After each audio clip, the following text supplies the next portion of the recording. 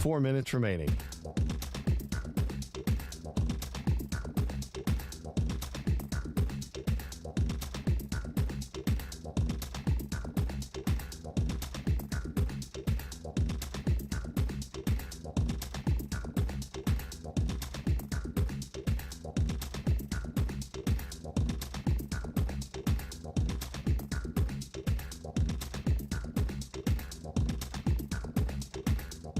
Three minutes, 30 seconds remaining.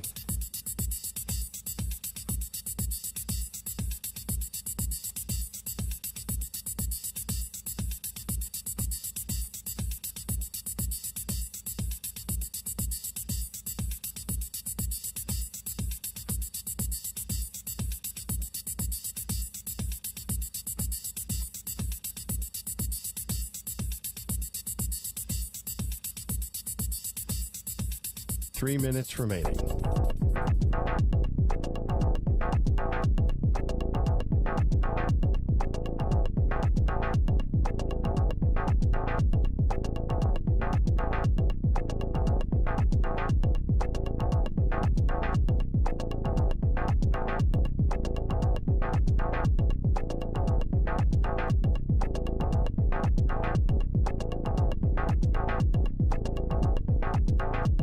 Two minutes, 30 seconds remaining.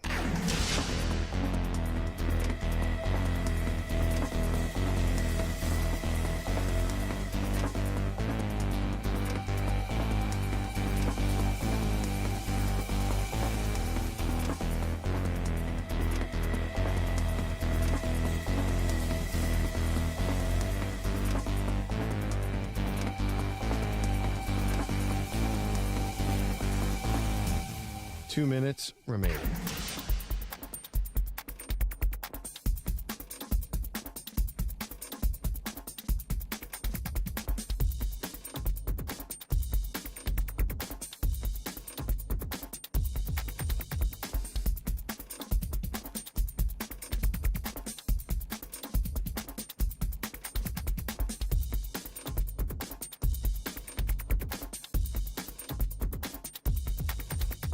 One minute, 30 seconds remaining.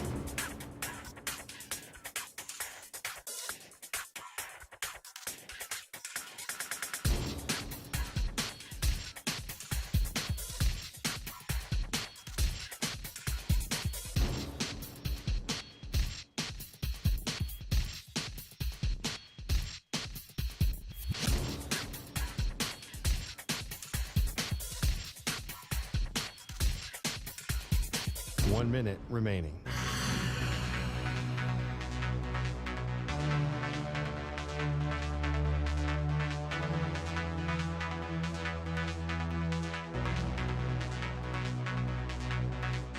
Forty-five seconds remaining.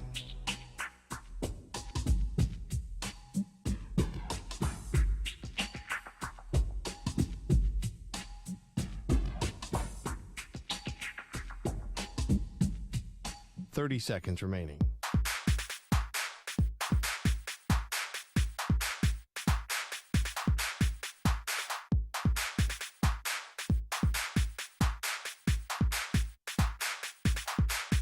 Fifteen seconds.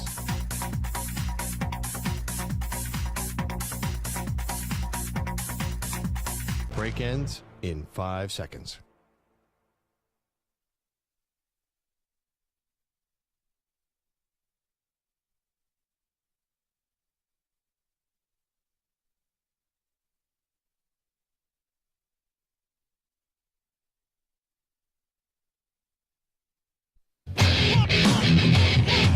He's live.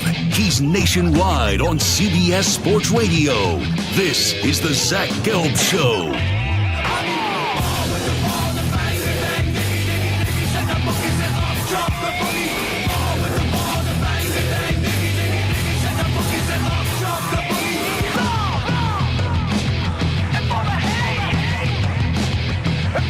Here's your host, Zach Gelb. Live from the palatial yet not overly ostentatious studios of CBS Sports Radio here in beautiful New York City, sitting on top of the 10th floor of 345 Hudson Street. Welcome on in to a Monday edition of the Zach Gelb Show across all of our great local CBS Sports Radio affiliates, Sirius XM, Channel 158, the free Odyssey app, and of course on YouTube. 855-212-4CBS is the number to jump on in. 855-212-4227. You can always get at me on Instagram, where I'm straight flexing, or via the good old cesspool of Twitter, at Zach Gelb. That's ZachGelb. Got Michael Samter and also Stuart Kovacs riding along with me all the way up until 6 p.m. Eastern, 3 p.m. Pacific. We have to start with the game last night in Santa Clara, where the San Francisco 49ers just dominated and opened up a can of whoop ass on the drama Dallas choking Cowboys, as the final score was 42-10. And well, on the big stage once again, the drama Dallas choking Cowboys showed why I call them the drama Dallas choking Cowboys. That is as lethargic of a game and lethargic of an effort that I've ever seen from the Dallas Cowboys. And the amazing part about that is the Cowboys actually have regressed from where they are the last 2 years. Because the last two times in a big playoff game against the San Francisco 49ers, those games were actually close. Those games came down to Dak Prescott not being able to get the ball in the end zone at the end of the game. But that was a good old-fashioned ass-whooping last night where the 49ers just destroyed the Dallas Cowboys. And the Cowboys are fraudulent. Don't give me any of this nonsense. Oh, they're this great team. They're different. And all you cockroach Cowboys fans, you're all popping up out of nowhere when you beat three bad teams and dominated three bad teams in the Giants, the Jets, and the Patriots. Well, last night, you got exterminated up against another great team, and it just shows you that the Dallas Cowboys are the definition of a good team, but not a great team. And when they go up against superior talent, when they go up against great teams in the NFL, the Cowboys' deficiencies are shown and they're on full display. But to not even have a pulse in the game last night, to not even have a remote chance to win that game last night, it was severely disappointing.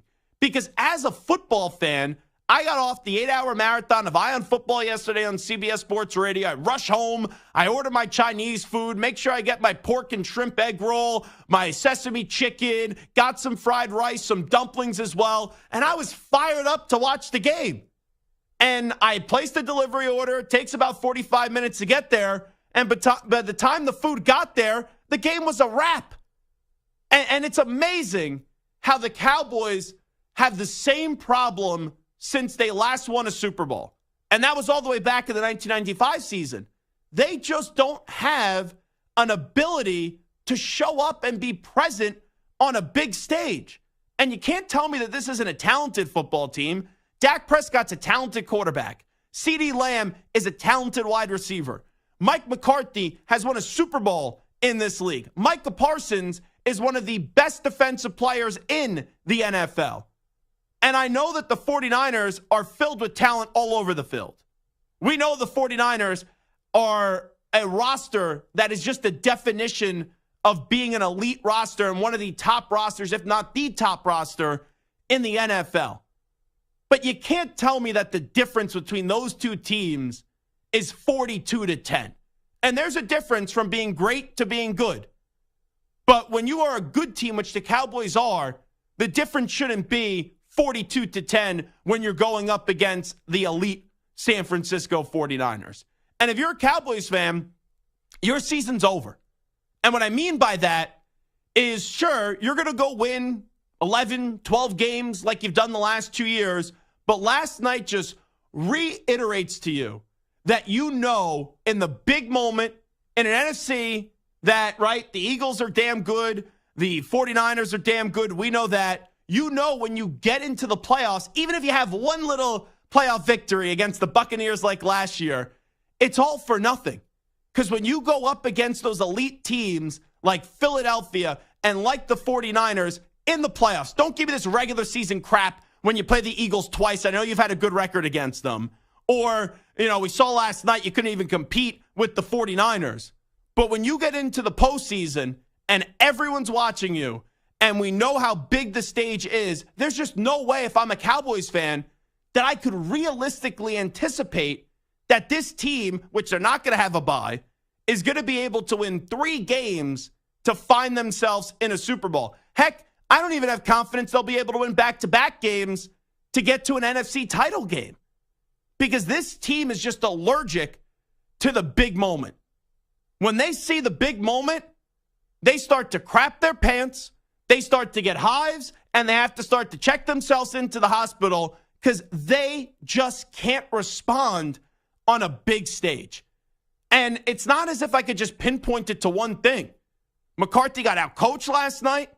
Dak Prescott got outplayed by Brock Purdy. The run game for San Francisco, far superior than the Dallas Cowboys. And it's not like Tony Pollard's a bad back. He's a really damn good running back.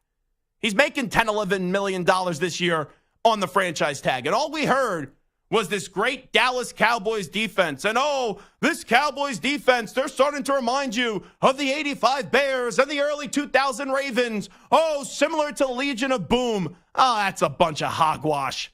That's a bunch of nonsense. You had Brock Purdy carve you up, rock out with this Brock out, and look pretty awesome, and go 17-24 for 252 yards, 4 touchdowns. And it got so bad, they said, we'll put Sam Darnold in there. Christian McCaffrey got in the end zone. Jordan Mason got into the end zone. George Kittle was the easiest anytime touchdown bet of my life at plus 240 last night. And he also had 3 touchdowns in the game. Deebo Samuel dominant. Brandon Ayuk dominant as well. But this score should not have been 42-10.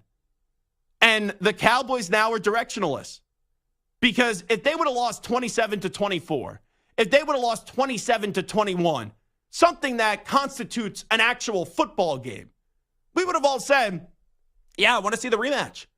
Yeah, let's see this divisional weekend. Let's see this in an NFC title game. But when it's 42-10, bye-bye. The Cowboys are what they've always been. They choke on the big stage, and they're not ready for the big moment. So go win you 11, 12 games this year. I'm sure the cockroaches will pop back up as you get into January. All right, here comes the Cowboys. Here they come. How about them Cowboys? The Cowboys are back. This is going to be their year for the first time since the 1995 season. You know it, and I know it. After last night, you don't have a prayer. You don't have a chance to be in an NFC title game or a Super Bowl this year. Your apex is getting to the divisional round and losing in the divisional round. And there's no difference from the team this year compared to the team the last 2 years. And quite frankly, after what I saw last night, it looks like it got worse. Because as I said in the open, the last 2 years, those games were actually close. Dak choked in the big moments. This year, you didn't even have an opportunity to choke because San Francisco saw you, and San Francisco ran right through you like a hot knife through butter. And what a disgraceful performance that was by the Dallas Cowboys. Shouldn't even have made the trip to Santa Clara. Shouldn't even have got off the team bus if you're going to be that weak and that lethargic and that lame on a football field. And you know what? It drives me crazy when teams lose and they just can't take it on the chin and they just can't admit, hey, we sucked tonight. Hey, we were horrible tonight. Hey, we were embarrassing to the sport that we all grew up loving tonight. This is Micah Parsons after the game in the locker room talking to reporters. When I saw this on Twitter, X, whatever you want to call it these days, I thought this was a fake quote. I saw this and I just only saw it via words and via text. And I go, there's no way Micah Parsons, who I like, Micah Parsons is really sharp. I enjoy his podcast, all that stuff. And he is like an alpha, right? He is a lion. I'm like, there's no way Micah Parsons actually uttered these words. And I texted Samter, I go, you got to find me this audio because I think I'm getting played here on social media. But oh, no. Samter found the audio. Here it is from Micah Parsons. I don't think they really are higher level than us. I think we're the same caliber playoff team, if not the same talent standard as them. I just feel like we need to really reconsider some things, get together, fix some things. I feel like it was a few plays away. The score don't really shape what really happened out there. A few plays away? You would have thought they lost the game by 10. You would have thought they lost the game by 14. Micah, you lost the game 42-10 for crying out loud. You can't say, the score doesn't really indicate what happened on the field. Oh, we're just a few plays away. And that's the reality here. And Michael Parsons isn't wrong when he says, we have similar talent. Yes, you have similar talent. The 49ers are better. The 49ers know how to utilize their talent. The 49ers know how to win. And they haven't even won a Super Bowl yet. But they're consistently in the mix and consistently in the NFC title game. You have all this talent. You have the Ferrari in the driveway. But you got a busted tire, you got a broken windshield, and you have no gas in the tank to get you from point A to point B. Doesn't matter if you have a good-looking car, if you don't have a tire, if you have a crack in your windshield, and if you have no gas. But that's the Dallas Cowboys. They always look like the part. They always want to give you a reason to believe. And then on the big stage, they disappear. Put the Cowboys' face on a milk carton, why don't you? Because they're missing in action last night, and that was just embarrassing. Now, on the other side, after 10 minutes of Cowboys bashing, you do have to acknowledge and praise the San Francisco 49ers. Because that is as good of a victory as any team will have this season in the NFL. Now, the 49ers don't win anything last night in terms of their ultimate goal of Super Bowl or bust. And we know they're one of the few teams in the NFL that are Super Bowl or bust this year. But the 49ers sent a big message last night. And we all missed it. Because going into this game, it was all, can the Cowboys show up? Can the Cowboys send a message? Can the Cowboys show that something is different? How the 49ers dominated that game, everyone's reaction today. I don't care if you love the 49ers. I don't care if you hate the 49ers. But everyone now is going to say, oh, the 49ers are the best team in the NFL. That's what everyone's going to say. Now, I think there's a legitimate conversation to be had, and we'll see that matchup later in the year between the 49ers and the Eagles. But if the 49ers don't get to the Super Bowl this year and don't win the Super Bowl this year, this season's a disaster for them. And that's going to be tough in the NFC because the Eagles are just as good, if not better, you can make the case. But the 49ers have everything this year. And I got to give praise to Brock Purdy. And I've said it before, I think he's a system quarterback right now that could one day turn into a franchise quarterback. But regardless of how you want to word it, that system and what he's running right now is working. And he did a great job extending the plays last night. He did a great job spreading out the football too and playing the ultimate point guard role. But really, my biggest takeaway from last night, we all know how great the 49ers are defensively. Everyone knows that. And sometimes it gets lost how great they are defensively because for the last few years, the entirety of the conversation has been who's going to be playing quarterback for the 49ers? Is it Jimmy G? Is it Trey Lance? Is it Sam Darnold? Is it Brock Purdy? Are they going to get Kirk Cousins? Is it Nick Mullins? Like, we went through the entire circulation of names that you could have. But that defense has always been great. That defense has always been dominant. But last night, they took it to a different level of dominance because Dak Prescott, who is just outside, in my opinion, a top 10 quarterback in the league, but is paid like he is a great quarterback. They just went after him all night. He didn't have a second to breathe. He was under duress all throughout the evening, threw 3 interceptions. So much for Dak telling us before the year, oh, he's going to cut down his turnovers. Finally against a big opponent. The Dak Prescott of the last few years is apparent. And then you look at the run game. I know it helps when you're off to that big of a start. But that run game for Dallas, which for years we talked about their offensive line and their run game, they did nothing in the game last night. Their leading rusher was Tony Pollard. He had a measly 29 yards. I didn't even hear a peep at a CeeDee Lamb in the game last night. And it speaks to this defense because if you just looked at the score and if you just watched the game and you knew nothing about the history of the Cowboys and the 49ers, you would have thought the Cowboys this season would be heading to pick top 10 in the draft. And the 49ers were like the greatest team you've ever seen. It's one thing to win a game in a dominant fashion, but to just emasculate the other team takes it to a totally different level. So it's very simple. We all know the 49ers are a Super Bowl or bust team, and the Cowboys are just fraudulent. The Cowboys are just a team where they could look like they're going to be heading real far, but you know it and I know it. At the end of the day, this team in a big spot is going to fail, and there's just not consistency in the big moments as you would hope if you're a Cowboys fan, where they finally show up, they finally get the job done. They've consistently failed to show up on the big stage and get back to a Super Bowl, get back to an NFC title game, because the numbers don't lie. And the facts are, since the 1995 season, Jerry's team hasn't been to a Super Bowl or they haven't been to an NFC title game, and the same damn thing is happening once again. 855-212-4CBS, 855-212-4227. What did you learn last night between the San Francisco 49ers and the Dallas Cowboys? Also, when we return, Bill Belichick is officially on the hot seat, and another legendary coach may be the worst coach in the NFL this season. We'll talk about two coaching legends next. Zach Gelb off and running on this Monday right here on CBS Sports Radio. You're in a 5-minute break.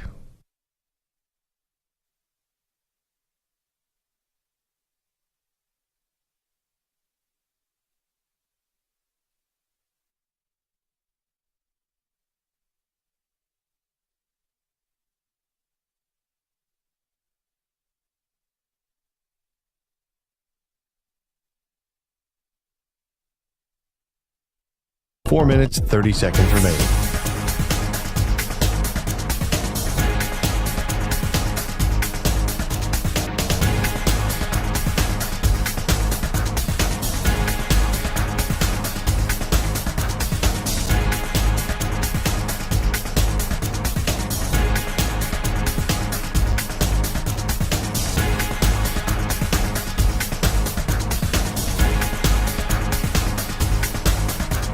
Four minutes remaining.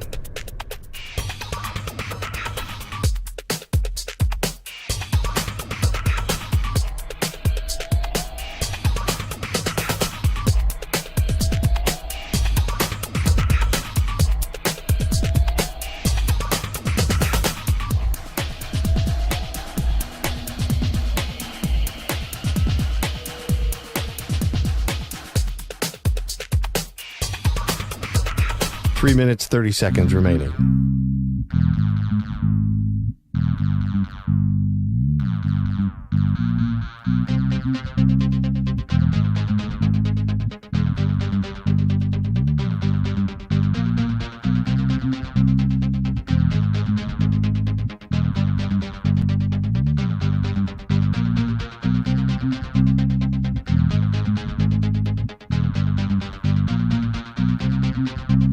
Three minutes remaining.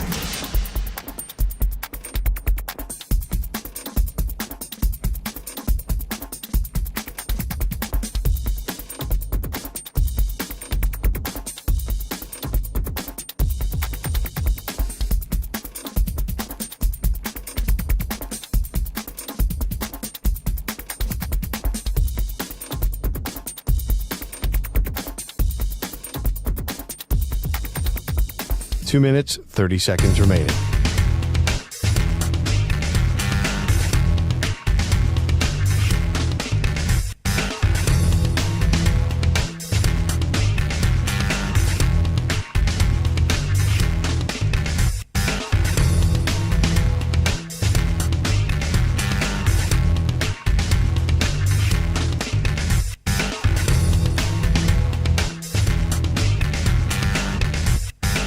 Two minutes remaining.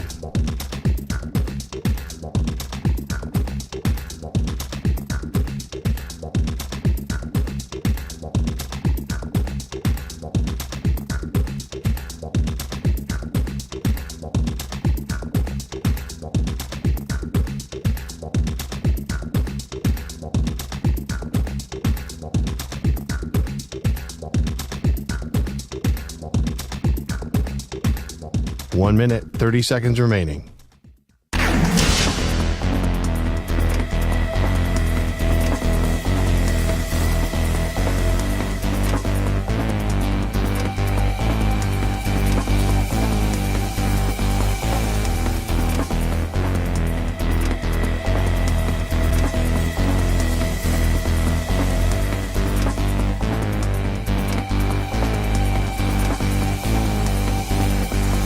One minute remaining.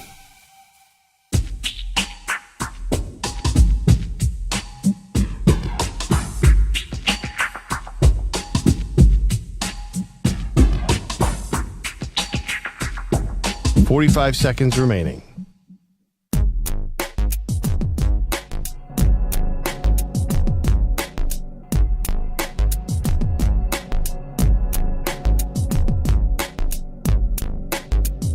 Thirty seconds remaining.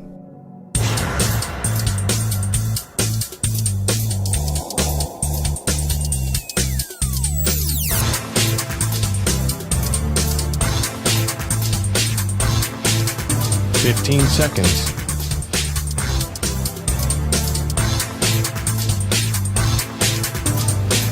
Break ends in 5 seconds.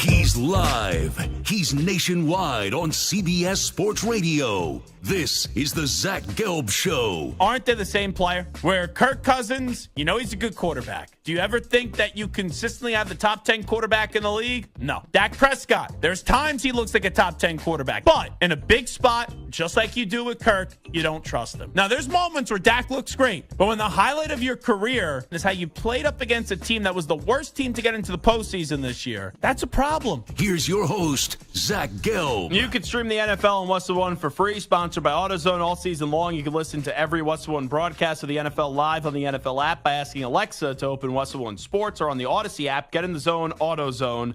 The free AutoZone Fix Finder service could help you find a fix for free. Get in the zone, AutoZone. Restrictions apply. We'll get to the phones in just a second. Talk a little Cowboys, 49ers with that massacre last night. We'll get into Bill Belichick and Sean Payton right now. We'll get to the phones in just a second. 855-212-4CBS. I need to wave the white flag right now, and I'm currently on the stream waving a flag, the Maggie and Perloff flag that's autographed by a bunch of legends here on CBS Sports Radio. I had no expectations for the Patriots heading into this season other than not making the playoffs. I was not a believer in this Patriot team. But why I'm waving the flag is they need to move on from Mac Jones at the end of this season. And Bill Belichick is now on the hot seat. But just because you're on the hot seat doesn't mean that you're going to get fired. I still don't believe Bill Belichick is going to get fired after this season. I still think when you win 6 Super Bowls and how close him and Robert Kraft are, that Bill Belichick will be afforded another opportunity next season. Now, there is a chance that they have a meeting at the end of the year. Bill doesn't want to adapt. Bill doesn't want to listen to Robert Kraft, and Kraft has no choice but to fire him. But in all likelihood, I really do believe that Belichick is back next year. However, for the first time in my football fandom, I want to see the Patriots lose every game for the rest of the season.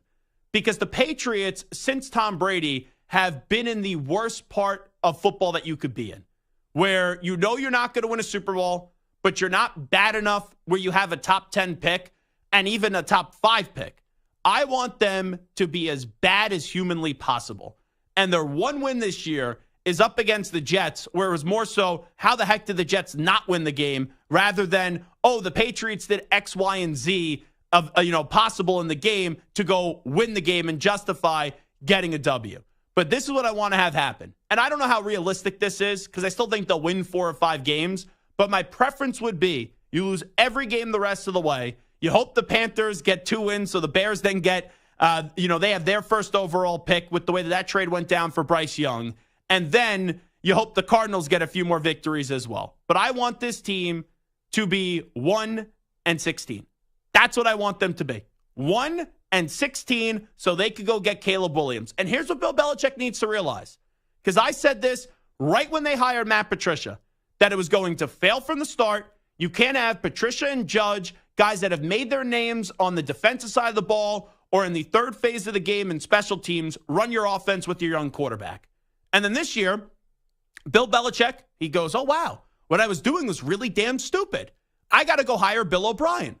But it was a half-ass fix. That's what it was for Bill Belichick bringing in Bill O'Brien, because you didn't surround Mac Jones with a number 1 wide receiver. Like, Mac Jones, when he was in college, was really good. Mac Jones was a finalist for the Heisman Trophy. And just because you're a finalist for the Heisman Trophy doesn't mean you go on to have a sensational NFL career. But in college, he had a lot of names around him. And you look around the league, there were questions about Josh Allen. There was questions about Jalen Hurts. There was questions about Tua Tagovailoa. All those guys took off when they got legit weapons around him. And that's the frustrating part to me with Bill Belichick, is that he's still operating as if he has Tom Brady. Belichick has to get with the times and realize TB12 isn't walking through the door anytime soon.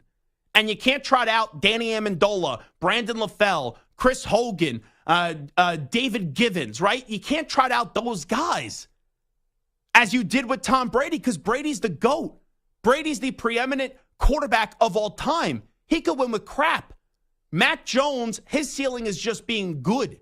He's not a great quarterback, but they haven't put him in a position to succeed because they have nothing around him. No quarterback could walk into one Patriot place right now and get this team to being a contending team, because you have no wide receivers and you have no offensive line. Now, that doesn't excuse Mac and takes no blame off of Mac Jones's plate, because he's making dumb decisions. He can't even pitch a football to Ramondre Stevenson. He's throwing interceptions. I saw some stat, home interceptions at Gillette Stadium. Mac Jones has 4. Tom Brady in his entire career at Gillette Stadium had 4. Like, that's inconceivable. You talked about a guy that played for 20 years, a guy that's in year number 3 right now. But this is on Bill.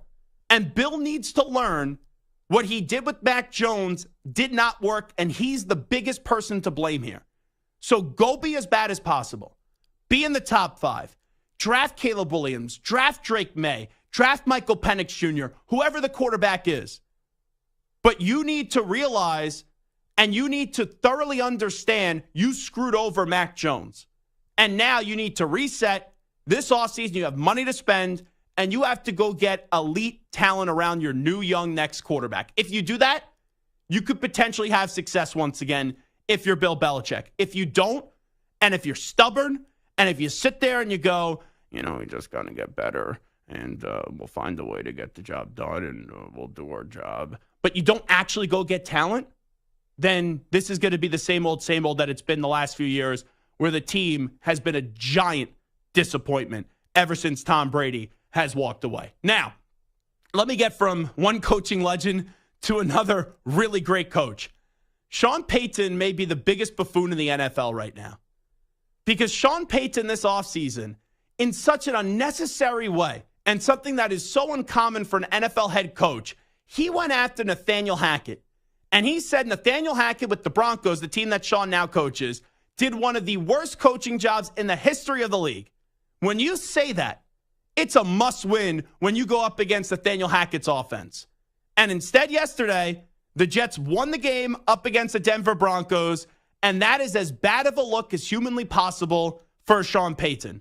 And for a guy, by the way, when you throw something out there and you say, Nathaniel Hackett has one of the worst head coaching jobs he's ever seen, through 5 games, he's on pace to be a better coach than you in year 1 in Denver. He had 2 wins last year after 5 games, Nathaniel Hackett. You only have 1 win. And in that 1 win, you needed the Bears to choke it up. So you look at Sean Payton, this has been a massive swing and a miss so far, only through 5 games. And I sit there and I'm watching that Jet game yesterday, and I'm thinking to myself, why did Sean take this job? Like, everyone from afar knew how bad of a job this was. And I know you have new ownership coming in and you got a ton of money, but you're in a salary cap league. However, you now have a quarterback that is getting paid great money. You just gave up a ton of draft capital to go get. And this quarterback is not even performing to anywhere close to what his salary is. And you look at the rest of this roster, even this talented defense in the back end, they're getting exposed each and every week. So Sean hired the wrong defensive coordinator. He picked the wrong job. He goes after Nathaniel Hackett, and then you let Nathaniel Hackett without Aaron Rodgers. It'd be one thing if you're playing up against Aaron Rodgers, totally different feel. With Zach Wilson, you allow him to beat you in that game yesterday? I know Sean after the game can be like, I already addressed it, and he'll come off arrogant and all those things. You got to take that one on the chin yesterday, because that is so bad. That is just absolutely putrid and an embarrassing performance by Sean Payton. Your season's over. We all know that. This team's going nowhere. This team is cooked. But yesterday, for a coach that's won a Super Bowl in kind of our fun world, that was like the Super Bowl for him. Because if you lose that game, you get clowned, you get dragged all around the country. But you did it to yourself. Because your arrogance and whatever message you were trying to send, you put your own foot in your mouth, and football karma worked. where the Jets, with a worse quarterback, the Jets with the head coach that's not as experienced, and an offensive coordinator that was embarrassed last year and was basically the punchline to every joke, went into your place, they kicked their feet up on the couch, they drank your beer, and they slept with your girl. That's what they did. And they walked out of the stadium. You know what? Wasn't it Gruden? Stu, you would know this. Didn't Gruden, when he had, I forget where he had a victory up against, he did it was against the Chiefs, thanks, Stu, where he had the bus driver do a victory lot in the parking lot. I thought that was really lame and that was really gutless. If Nathaniel Hackett did that yesterday, I would have absolutely loved it after the game. Because everything that Sean did up until this game made zero sense and was unnecessary. And a little humble pie, hopefully, was delivered yesterday. 855-212-4CBS, 855-212-4227. Let's start things off with Daniel in Florida. Wants to comment on the 49ers and Cowboys game from last night, if you even want to call that a game. Daniel, what's happening? Good afternoon. You're on CBS Sports Radio. Hey, good afternoon to you as well, Zach. Yeah, as a lifelong Niners fan, that certainly was a delight to watch that destruction at the hands of the Niners last night. Two things that I noticed I want to point out. First of all, Jordan Mason. The Niners have got to get Jordan Mason involved more often in these games. He actually had more yards on less carries than McCaffrey last night, averaging 5.7 yards a carry. He's like a bulldozer. He just looks like an old-school running back from what I watched growing up, which is what I love about him. So, yeah, they got to get him involved more often just to help protect, McCaffrey. Second of all, that 42-10 score was actually the Niners showing mercy on the Cowboys. It felt worse. They yanked out their defense and offensive starters with more than 12 minutes left to go. It could have been 60-0 or 60-10. But no, the magnanimous gesture of the Niners, actually was what happened there. Yeah, that was great to watch, and thanks for the time. I appreciate it. Yeah, Daniel, appreciate it. And that's what makes the 49ers so good. You could have someone call up and say, I want to see Jordan Mason to preserve more of Christian McCaffrey. When you go up against the 49ers, you don't know who's going to beat you on the offensive side of the ball. We all know how great their defense is, but offensively, it could be a Brock Purdy game. It could be a Christian McCaffrey game. Or you get a blast from the pass with Mr. Kittle, who goes off for 3 touchdowns in the game.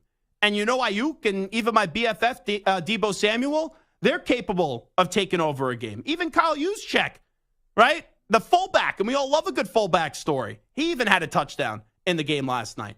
They have so many different weapons where if you prepare to stop one person or if you prepare to try to take away one facet of the game for them, they have multiple ways for them to beat you, and their depth is just so crazy. And that roster is just so perfectly assembled by John Lynch that there's really not a lot of flaws, if any flaws at all, with this football team. Let's go to Matt in Massachusetts next up on CBS Sports Radio. Matt, what's happening? How you doing, Zach? Doing great, Matt. Go ahead. So, I agree with everything you said about Belichick except for one thing. I think it's time to move on from Belichick. And I'm going to tell you why I think it's time to move on from Bill. Did you see what happened when the Pats went down 24-0 in the third quarter on 4th and 3 at the Saints 40? He basically quit on the team and the season. When he punted? Punting it away. Yes. And to me at that point, if I'm a player, I'm like, screw this guy. Screw him. Yeah, but Matt, who are you bringing in? Like, I understand saying you want to get – hold on, Matt. I understand you saying you want to fire Belichick, and I could understand why people would say that. But who are you bringing in is a big question, because look at the Giants. They got rid of Tom Coughlin after winning 2 Super Bowls, and they have not been – I know they have the reigning coach of the year, but we'll see what happens with Dable. That team's going the other direction this year. They went through a bunch of coaches and still haven't been able to find their way. So how many crap sandwiches do you have to keep eating before you realize that this isn't good anymore? Well, when you have a bunch of chicken parms before that were excellent for 20 years, you could put up with a few years of crap sandwiches. Yeah, but here's the problem, Zach. Here's the problem. Where's the progress? That's a great point. Progress? They've regressed. They've made no progress, and that's why Bill deserves one more chance. Last year, you didn't have an OC. That was the big reason. This year now you have an OC, but you don't have talent. Bill Belichick, the GM, needs to go get talent this offseason and needs to hit on the right talent, not guys like Juju Smith-Schuster, and you let Jacoby Myers walk out of the building. He's won 6 Super Bowls. He's considered to be the greatest coach of all time in the NFL. That means he's going to get another season, and he'll get a longer leash than others. But for the first time in forever, and the first time really ever, he's getting legitimate criticism thrown his way because he's constructed a crappy roster, and his arrogance and his ability to adjust is not there, where Bill Belichick is synonymous with being one of the greatest guys in adjusting on a football sideline that we've ever seen. But if he doesn't adjust this time around, yeah, it's over. He'll be fired at the end of next season. Let's go to Ryan of Santa Barbara next up on CBS Sports Radio. I know Ryan is a big 49ers fan. Ryan, go ahead. Oh, Zach! What is going on? Happy Monday to you. Yes. How are you? Question. I hope you enjoyed your Super Bowl. Is Micah Parsons sharing with Rodgers, or is he smoking the ganja from the 805? Where he came up with that after interview. What the hell was he talking about? Huh? Yeah, it made no sense. What an ass spanking by my Niners. And another question. Mm-hmm. Tell me who is the number 1 team in the NFL? The Philadelphia Eagles. Absolutely not. You're high as a kite as well. And 2, is okay, Brock why? Purdy in Why? the MVP conversation? I say he is. I would think McCaffrey is in more of the MVP conversation when I think of the Niners before Purdy, but Purdy's playing himself into that. Okay. He has the number 1 passer rating in the NFL for the last 2 weeks. We know that, right?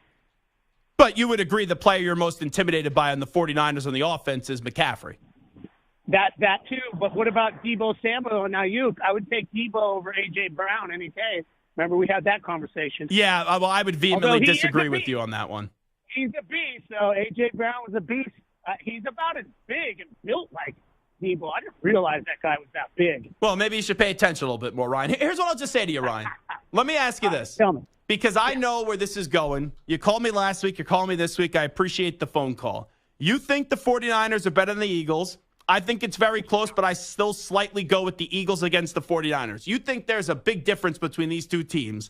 So when the 49ers, hold on, when the 49ers walk into Lincoln Financial Field on the 3rd day of December in the year of 2023, what's the final score going to be? They'll win by. Oh, my God, Ryan. See, your phone's crapping out just like your football team last year. What's the final score? Speak into the phone. Okay, let's say 24-10. 24-10. Oh, come on. Yeah, you think they're walking into Philadelphia and the 49ers are going to win that game by 14 points and this high-octane offense of the Eagles is only going to put up 10 points? That's my problem with 49ers fans. They just have no respect to the Eagles. And the 49ers lost the Eagles last year. I expect you to pick your team. I expect you to think that you're going to win. But don't tell me the game's going to be a blowout. That's just a joke. All right, we'll come on back a little onside, offside. It is the Zach Gelb Show on CBS Sports Radio. 5 questions, 5 answers. We do the segment every Monday and Friday right here on the Zach Gelb Show. Here is first, though, Rich Ackerman standing by with the latest CBS Sports Radio update. CBS Sports Radio. Sports Flash. And it's sponsored by Progressive Insurance. Progressive makes bundling easy and affordable. Get a multi-policy discount by combining your motorcycle, RV, boat, pay TV, and more. All your protection in one place. Bundle and save at Progressive.com. The Raiders host the Packers to conclude Week 5, looking to halt the 3-game skid. Las Vegas posted a 1-point win over the Broncos in the season opener and haven't won since. Things are looking up, though, with the return of quarterback Jimmy Garoppolo, who is cleared from concussion protocol. Green Bay will be without Aaron Jones, who is inactive due to a hamstring injury. And, of course, receiver Dante Adams will face his former team. And he was questionable, but is expected to play. Green Bay has split its first 4 games and coming off a loss to the Lions last Thursday. Daniel Jones left the Giants' loss yesterday with a neck injury, but head coach Brian Daboll said he's optimistic about Jones' chances to play next week. The Jets have lost versatile offensive lineman Elijah Vera Tucker for the season to a torn Achilles. The Vikings say they won't rush Justin Jefferson back from a hamstring injury until he's 100%. I'm Rich Ackerman. Looking for CBS Sports Radio online? Your favorite hosts and the best sports content and entertainment are available 24/7 on social media and YouTube and in the palm of your hand with the free Odyssey app.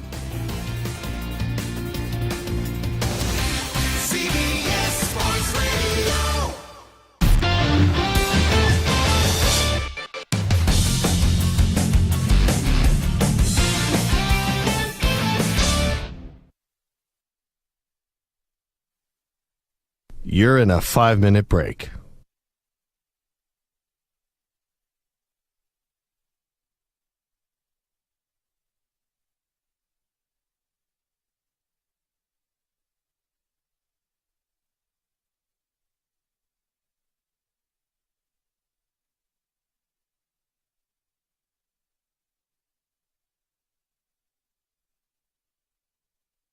Four minutes, 30 seconds remaining.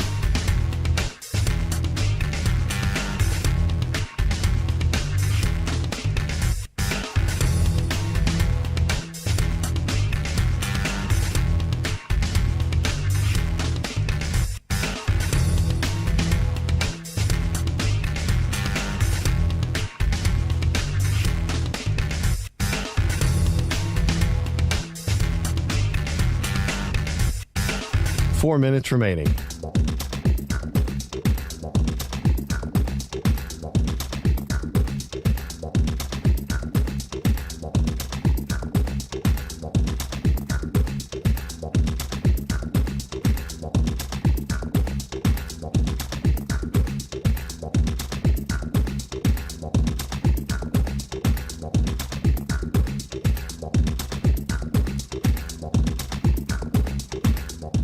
Three minutes, 30 seconds remaining.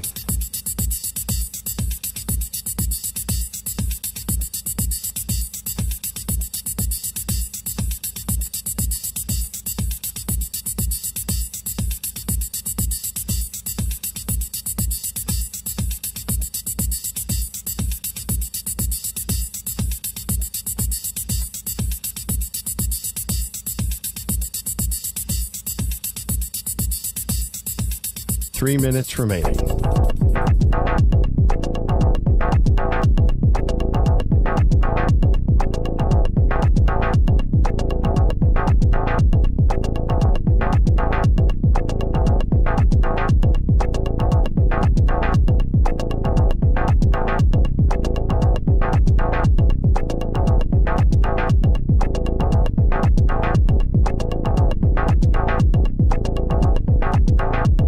Two minutes, 30 seconds remaining.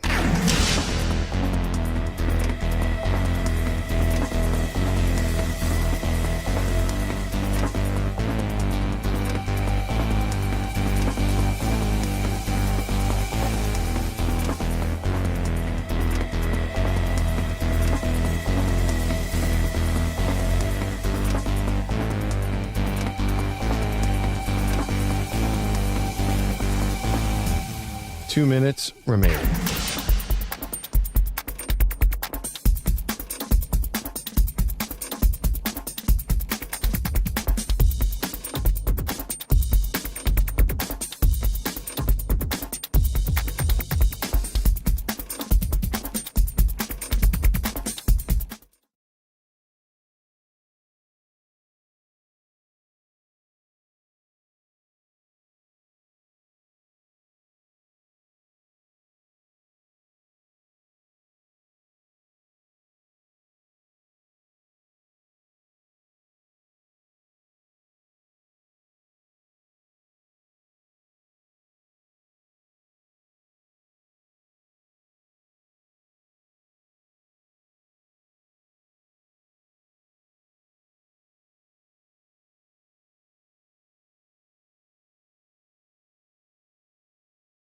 One minute remaining.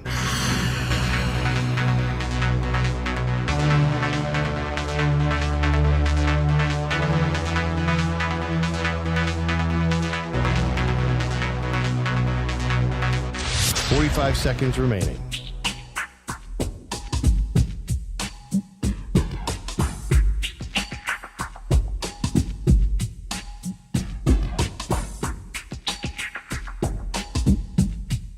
Thirty seconds remaining.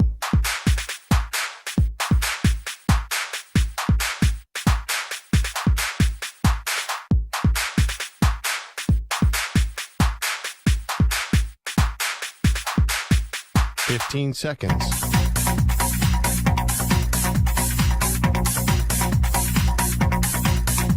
Break ends in 5 seconds.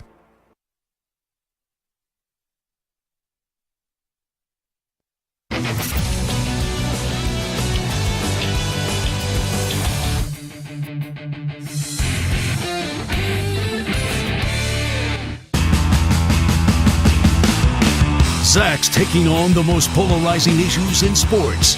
Which side of the line of scrimmage will he end up on? Offside. Defense number 69.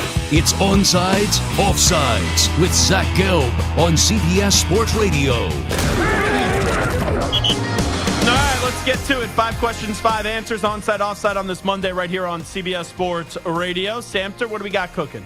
For the third time in 5 weeks, Colts rookie quarterback Anthony Richardson left a game due to injury and is expected to miss a month now with the shoulder. Now, Gardner Minshew has filled in well, winning 3 games, completing 69% of his passes, and not throwing a single pick. So onside or offside, the Colts should stick with Minshew the rest of the way and let Richardson heal. Like the rest of the season? Like the rest of the season. The guy's gotten hurt 3 times in 5 games. His body might not just be ready for the NFL and the beating he's going to be taking. I say just sit him out and let Minshew take over and just kind of see what happens next year. What say you? Yeah, no way. This is the easiest offside question I've ever been answered. Stu, you could hit the sounder. Offside. Because I'm not saying you rush him back. Like, you got to make sure that he gets healthy. But once he's ready to play, you play him. And once he's healthy enough, you put him out on the field because he's the future of your franchise.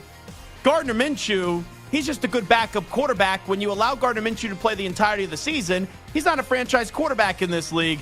You don't stop the development of your young quarterback out of fear. They now get Jonathan Taylor back. Zach Moss has been really good for them. The offensive line has improved. They have enough of a good enough situation there where this quarterback should not be ruined here in year number 1. So we'll sit out a month, and then when he's ready to return, you put him on the field because that's the future of your franchise. Offside. After playing his best game as a pro last week against the Chiefs, Zach Wilson put in another solid outing for the Jets, completing 73% of his passes for nearly 200 yards and a pick in their 31-21 win over Denver. So onside, offside, Zach Wilson has done enough to convince you that the Jets could make the playoffs this year. He played well up against the Chiefs. Yesterday, he was good enough. Breece Hall was really the story of that game on the offensive side of the ball, and the defense made a heck of a play with Quincy Williams, who's Quinnen Williams' brother, and then Bryce Hall scooping up that football and going into the end zone. But that's a bad Broncos team. The Jets without Aaron Rodgers are still not a team that I look at as a playoff team, and Zach Wilson will be more bad than good as the season does advance. So I do not think that Zach Wilson will end up making the Jets a playoff team, so I go offside on that one. Offsides. After starting the season 4-0 and cracking the top 10, Notre Dame, Stu, has lost 2 of the last 3 games thanks to Saturday's 13-point blowout loss to Louisville. The Irish have made the college football playoffs twice, though one of those appearances happened in 2020 when they temporarily joined the ACC.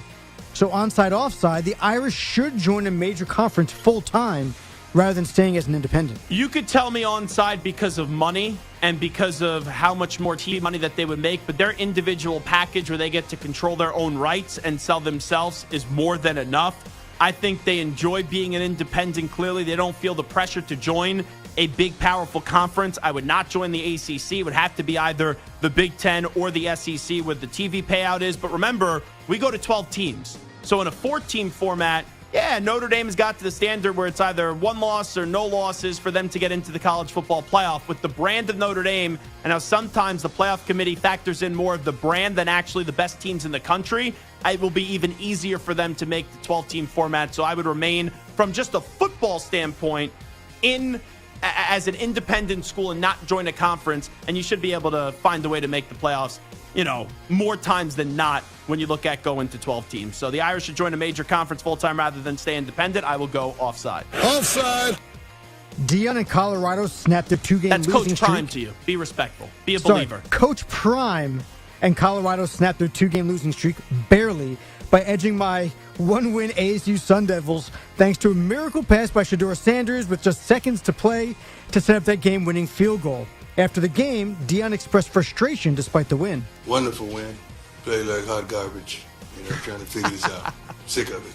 I really am. I'm sick of us coming out here and putting forth the effort we put forth in the first half. We've for practices. We've had really diligent meetings, and we're trying to figure this out. Because I'm sick of it. I'm sorry. We're better than that. We really are better than that, and we got to start showing that. So onside, offside, the hype around Colorado is officially done for the season. Oh, this is offside as well. And the reason why it's offside is because as long as Coach Prime is on that sideline, and as long as Shedeur Sanders is playing quarterback, and eventually when Travis Hunter comes back, that team is one of the most hyped teams in the country. And it doesn't mean that they're a national title contender. If anyone thought that after their first 2 wins of the season, you were crazy. This team won 1 game last year. I know they had an overhaul change of 80% of their roster, but this is a team that's going to be going to a bowl game this year. They only need 2 more wins, and the Pac-12 is the best conference in college football. You still play UCLA, who's 18th right now. You still play Oregon State, who's 15. You still play Washington State, who's 19. And you have Utah at the end of the year, who's 16. So do the Shedeur Sanders celebration still when they win. Would you put that watch up to the camera? I don't have a watch on my wrist right now, but you get the point. You do the Shedeur Sanders, and you continue to support Coach Prime and the Colorado Buffaloes. They're still great for the sport of college football. And every time they play, they're a big story with the team that they have put together on the field this year.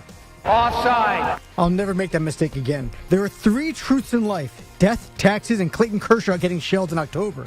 It happened again with the 3-time Cy Young winner allowing 6 runs in just a third of an inning of work, raising his career postseason ERA to 4.49. Just disappointing, embarrassing. I just feel like you let everybody down. Guys, whole organization that looked to you to, pitch well in game 1, and it's just embarrassing, really. So I just feel like I let everybody down, and it's a tough way to start the postseason. So despite the loss, the Dodgers still plan to start Kershaw in Game 4, if there is a Game 4.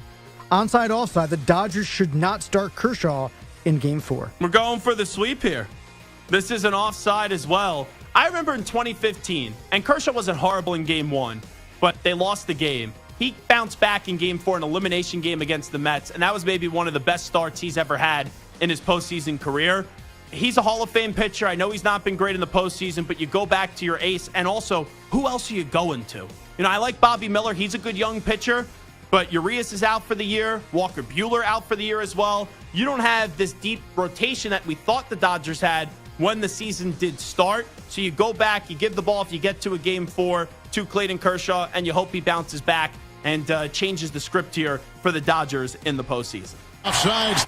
And it's time to Ask the Pros, where you, the listener, get to ask us a question brought to you by O'Reilly Auto Parts. Simply tweet your question at CBS Sports Radio or at Zach Gelb, ZACHGELB, using the hashtag #AskThePros. Be listening later in the show when we might answer your question. Think O'Reilly Auto Parts for all your car care needs. Get guaranteed low prices and excellent customer service from the professional parts people at O'Reilly Auto Parts. O'Reilly Auto Parts. When we come on back, we've talked a lot about the NFC.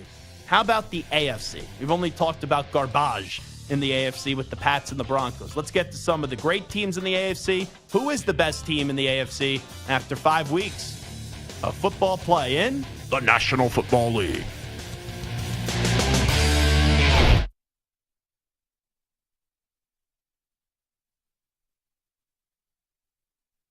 You're in a 5-minute break.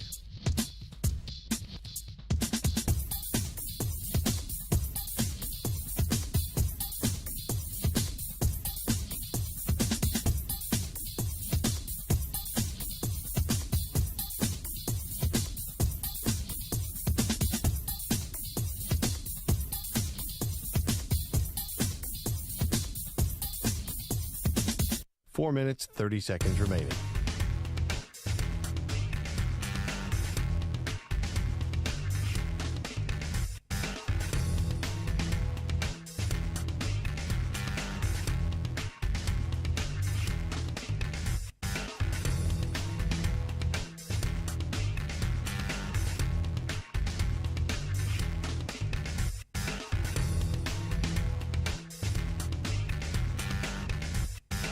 Four minutes remaining.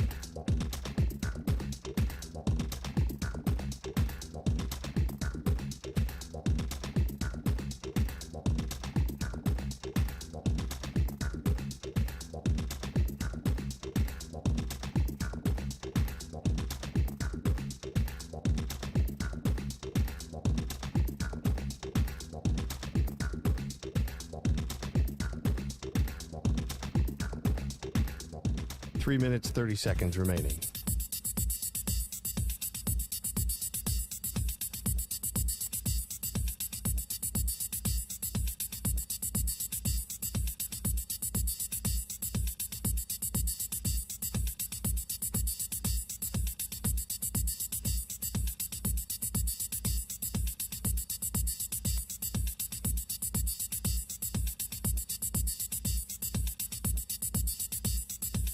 3 minutes remaining.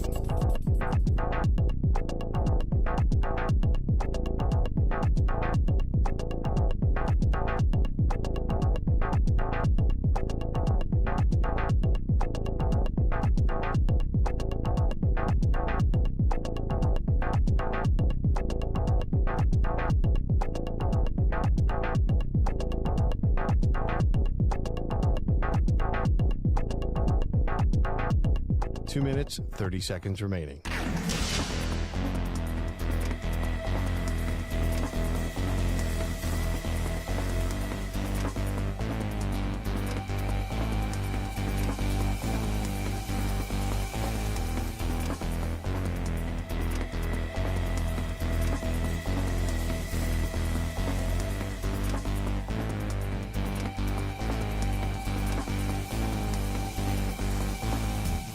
Two minutes remaining.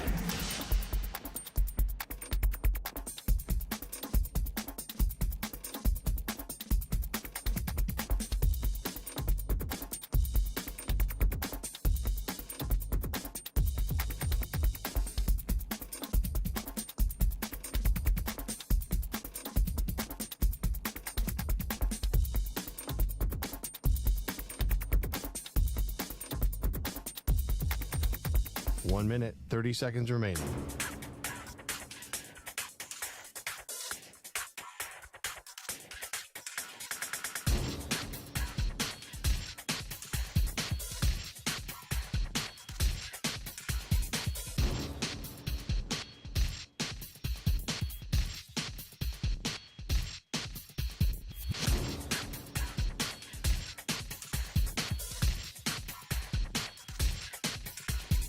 One minute remaining.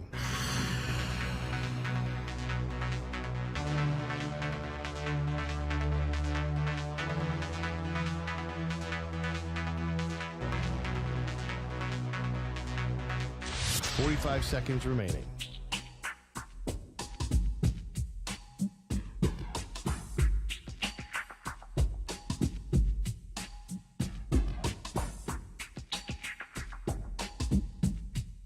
Thirty seconds remaining.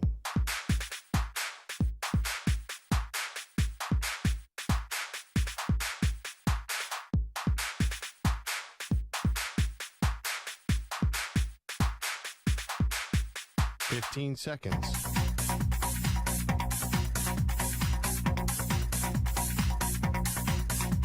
Break ends in 5 seconds.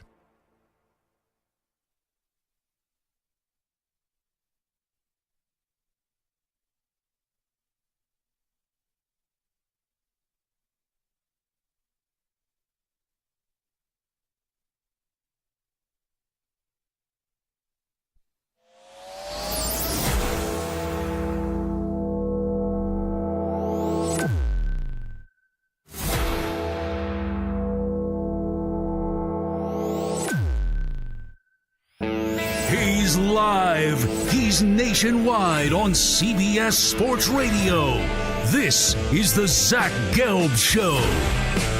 And away we go. Hour number 2 of our radio program. That's right. It is the Zach Gelb Show, coast to coast on CBS Sports Radio. We will chat about who's the best team in the AFC in just a second, because that answer is very tough. But real quickly, Brian in the YouTube chat asked me about my Chinese food order from Sunday night. I don't know where you guys stand on this, because my old producer, Hot Take Hickey, he was like just appalled by the fact that on a football Sunday, I like to order Chinese food, and I think it's one of the great football foods ever on a Sunday night football. As you get ready to eat some dinner and watch the game on NBC, Chinese food is always a play for me. If you want to go General Tso's chicken or sesame chicken, you have to start off with an egg roll. Maybe you could get a nice little wonton soup. Last night I did the steamed dumplings as well. You get a fried rice or a lo mein, something like that. Just after you work all day or you watch football all day, and then you get ready for dinner and watch more football, I believe Chinese food Sunday night is essential. You could maybe throw a lo mein in there. If you want to do some spare ribs as well, that's also part of the conversation too. But where do you gentlemen stand, Stuart Kovacs and also Michael Samter, on Chinese food Sunday night in football season? And I try to do it each and every Sunday night. It's just part of like a religion almost, and just something that I always do. I sit down on a Sunday night football game, and I just got to hit up my local Chinese spot. Yeah, that's totally fine. I prefer pizza, I think. Ooh. I think pizza during football, whether it's during the lunchtime or the dinner, I think works. But I think Chinese is more than fine. I had it Friday night, but if I didn't have a Friday night, maybe it would be a Sunday meal for me. When you order pizza, what kind of pizza do you order? You have to get your pizza well done. That's always something that I need is a well done pie of pizza. But when you're sitting there on the couch and you're watching the games, you're in more of a gluttonous mood. So I don't think you just order a plain pie. No. But when Stu is sitting back, maybe enjoying himself with the beverage or a trip to the dispensary, who knows what Stuart Kovacs is doing? I'm not going to speculate. What does Stuart Kovacs get on his pizza in terms of a topping? Either pepperoni itself or pepperoni and some other type of meat, like a sausage or a ham, some meat lovers type of pizza, but definitely pepperoni and some other type of meat, I would say. I'm a big buffalo chicken guy. Ooh, that's good but too. You have to make sure that it's good buffalo chicken because it's very easy to mess up buffalo chicken. I'm not usually a big ranch guy, but my local pizza place does this chicken bacon ranch slice, and it is just to die for as well. Samter, I know you're a big foodie. I've run into Samter on the streets of New York City. I was at a wing place one day, and I see Samter walking his dog and eating food as well. Samter, football Sunday, you get one choice of food at night. What is the ideal order in the Samter household? I think, at least on a football Sunday, it's got to be wings, boneless, or regular wings during the day. Oh, yeah. Whichever, either or both. Right, I'm not only a boneless guy. I'll have wings. I'll have boneless, kind of mixed up a little bit. But that's more during the day. At night, usually by the time the night comes around, I'm so just beat up from the full day that it's a lighter dinner. Santa's like, oh, make me eggs or make me a protein shake at night, right? Not either of those, no. But I'll still Give me a turkey divulge a little bit. Chinese food is fine, but I feel like Chinese food on football, it feels not like the right time. Like Chinese food on Christmas is perfect. I'm telling you, all these producers here, they have bad food takes here at CBS Sports Radio. No, listen, Chinese food is fine, but just Chinese food and football just doesn't seem like a good combination. Pizza, I'm all for it. Wings, anything with buffalo, anything, I'm all for it. Now, we have to go back to the part where you were just like, oh, boneless wings or regular wings, it doesn't matter. If you eat wings, and this is one of my biggest pet peeves, it can't be boneless. When I have wings, I need bone in. I need it to be a phenomenal wing. I want it to be a little extra crunchy.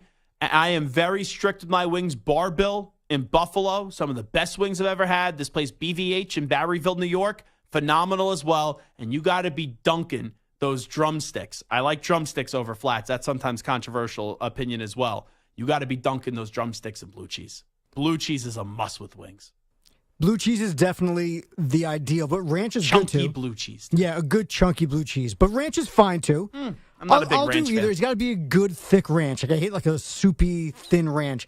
But like I don't understand this hate of boneless wings. I don't know if you saw the sign in Because they're not in boneless London. wings. They're chicken nuggets. Yeah, I mean, it's more than just chicken nuggets. We've had this They're whole dino long nuggets. discussion between nuggets and wings. But boneless wings, they're fine. You put the sauce on there, you dip it in the blue cheese or the ranch. It's freaking delicious. I like to do the work a little bit, though, when I'm having wings. Right, but so that's fine if you want to do the work. I enjoy doing the work, too. But I see this hate for boneless wings, and I don't understand it. Boneless wings are delicious. Because the bone-in Sometimes wing you're has not more in the mood flavor. for doing the work, and No, that's but fine. the bone-in wing has more flavor, and it's more of a process, and there's more of an enjoyment when you're having a bone-in wing compared to boneless wings, where they're usually not cooked properly, like they're undercooked. If they're cooked mushy properly, and if gooey. you go to a good place, they're cooked properly. It's totally different. It's a totally different food. It's not a totally different food. It is totally different It's to me. chicken smothered in sauce. There's a different taste when you have a bone-in wing compared to a boneless wing. I don't even look at it as this, even close to being the same meal, even though you're saying it is chicken, right, with hot sauce and all that stuff. That's just me, though. I'm very The place particular that I with wings. saw you walking out of serves both boneless and Yes. bone-in. And let me tell you, the place that I was walking out of, I was dragged to. A friend was going there saying how these wings were to die for. Yeah. I went Average. there once. I haven't been Average back at since. best. I've never been back. I'm not going to say the name of the place because I don't want to throw them under the bus. No, I agree with you. It seems like a lot of people enjoy those wings. But if first impressions go a long way, you could have a bad first impression and we could recover. We could still have a good relationship. But when it comes with wings, if you mess up my wings, done. Bye-bye. That's it. Well, there's two keys to the wing, right? It's the sauce and it's the way you cook the wing, right? You can have a great sauce, but the wing is under or overcooked, or you have a great cooked wing, but the sauce is terrible. So you have to have like both of those. And so for me, this place that we're talking about has neither. But if you find a good place that has it cooked properly and has great sauce, and it doesn't have to be buffalo sauce too. I'm starting to branch out with like Asian zing and a little bit of Cajun sauces, all these different kinds of sauces that go along with the wings. Oh, there's nothing better. The place in Buffalo, Barbill, it is a Cajun honey butter BBQ wing. Oh, hell yeah. Ooh. To die for. Oh, hell yeah. Deion Dawkins of the Bills told me to go there, and we actually went together, college friend and all that. Now I sound like a name dropper and like an asshat. But anyway, we went there. Oh, incredible. And this place in Barryville, New York, BVH, I've had a listener go there before. Peter Schrager's also a big fan of this place too. And the great late Junior Seau also has gone to this place. They have this Johnny hot sauce. The bartender's name is Johnny. It's just like a sweet hot sauce that's to die for. I could eat like 30, 40 wings when I go there. Oh, and then they have this Oreo ice cream cake too with peanut butter on it. I just never understood the people who will get the hot wing as hot as humanly possible. Right? Like, you have to be able to enjoy your food, too, right? There's that show, Hot Ones, which is fun. Yeah. Every now and again, I'll try the really hot sauce, like one wing with the hot sauce. But the people who just, like, get a whole order of insanely hot wings, it's just, what's the point? How can you think enjoy for, it? like, 3 or 4 to kind of get that thrill, it's fun. But I could not sit there and eat, like, a dozen of the hottest wings ever. I once did a remote. I used to do a remote when I was at another radio station, the small AM station, 920 AM, New Jersey, which was my first jobs out of college, which Stuart Kovacs, ironically, worked there too. I was like the assistant program director. Supposedly I was Stu's boss. I never remember Stu as actual employee because Stu worked on the weekends and I only worked Monday through Friday. But Stuart Kovacs, when he came here, he was like, I know who you are from 920 The Jersey. I'm like, wow, there's actually someone that listened to that show and knew that radio station. But they would have us at remotes, and every week, right before the Thursday night game, we'd be at Buffalo Wild Wings, and they have that extreme like wing challenge where it's the hottest sauce as imaginable. With about an hour 30 left in the show, I tried it. I could not speak for the final 90 minutes of the show. And when you do a talk show, that's not good. When the talk show host, and it wasn't as if we had this great budget. Stu knows it wasn't the most, ostentatious operation ever. And there wasn't, let's say, a lot of helping hands there. So when the talk show host, who's also the program director, is not able to talk for 90 minutes and you have one engineer on site, yeah, not good. I have to find the sauce because anything that can shut you up for 90 minutes is something that's good for me. Santa's going to say, hey, Spike, can we get that hot sauce on tap here at CBS Sports Radio? That's the Santa and Stu show. I love it. All righty, let's get to the AFC. So it happens every year in the NFL, where every year in the NFL, there's one opinion that everyone shares before the start of the year.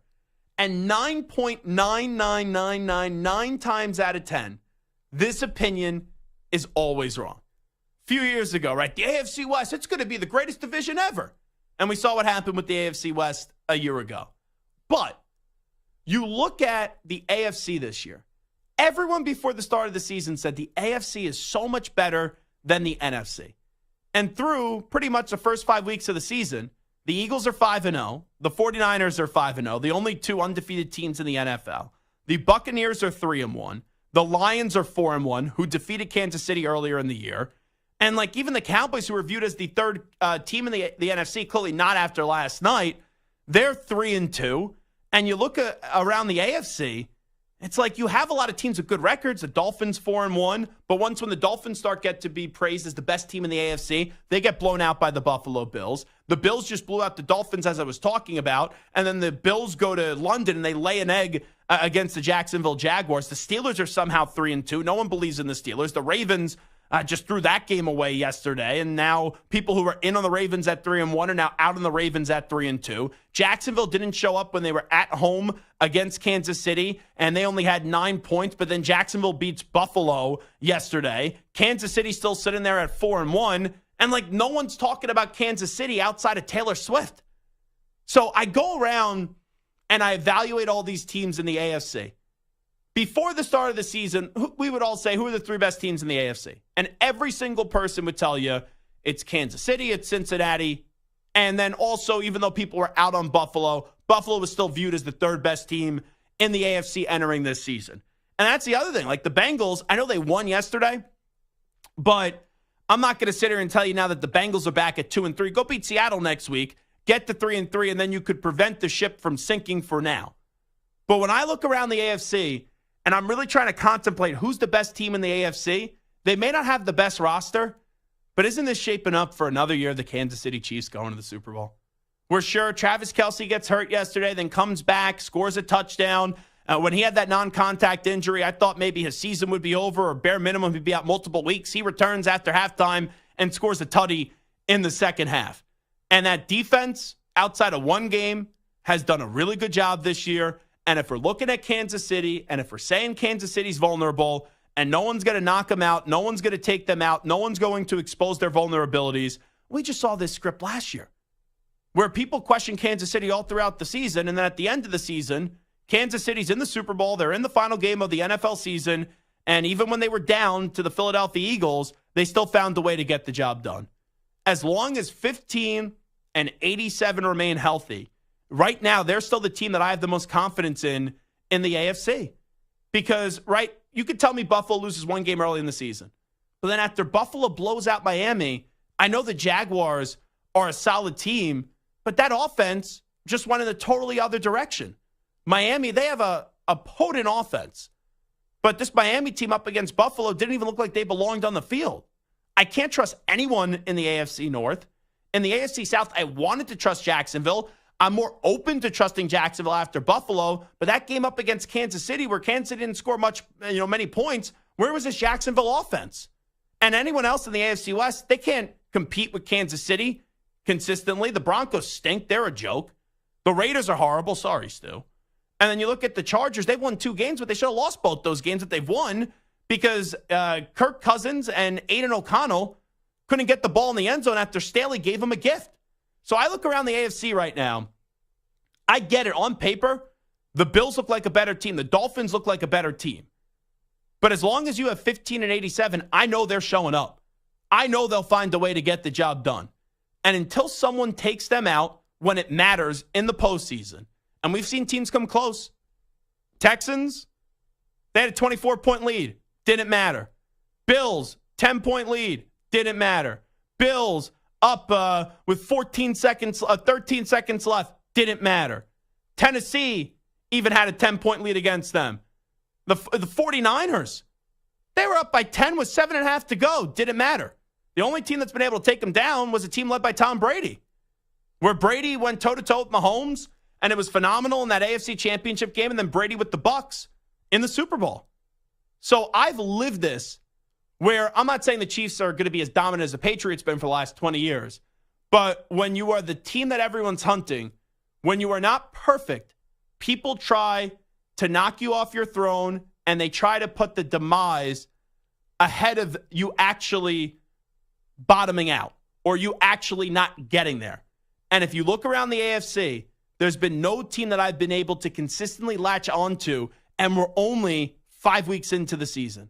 And that's why when I sit here and I examine the Chiefs, I go, if you're still telling me there's a chance, that's the team that I'll live and die with in terms of getting to the Super Bowl this year out of the AFC. Let me ask you this right now, Stu and Samter.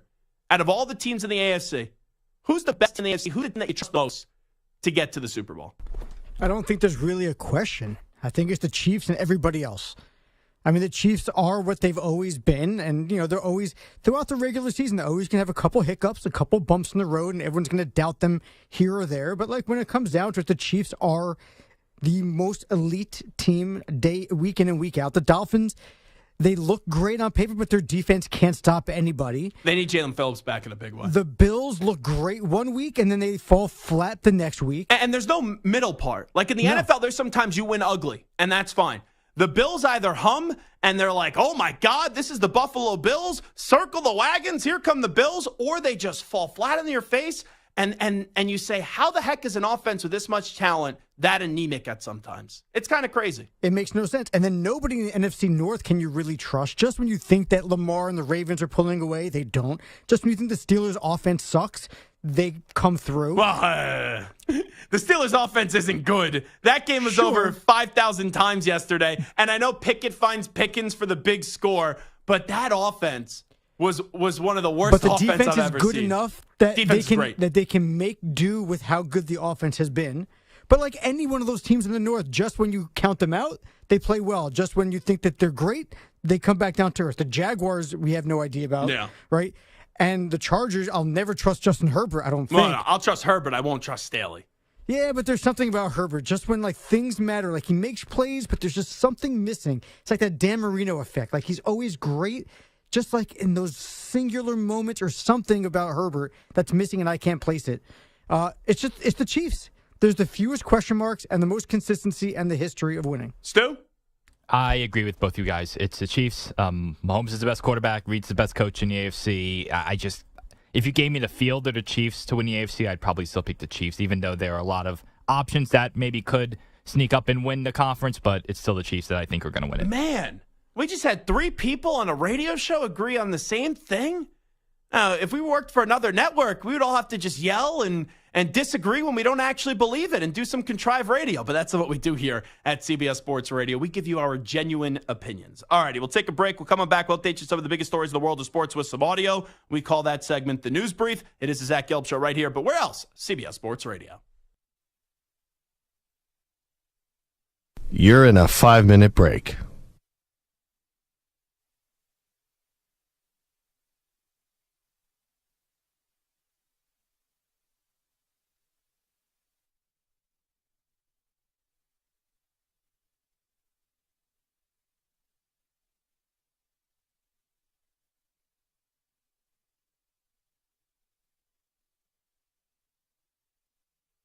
Four minutes, 30 seconds remaining.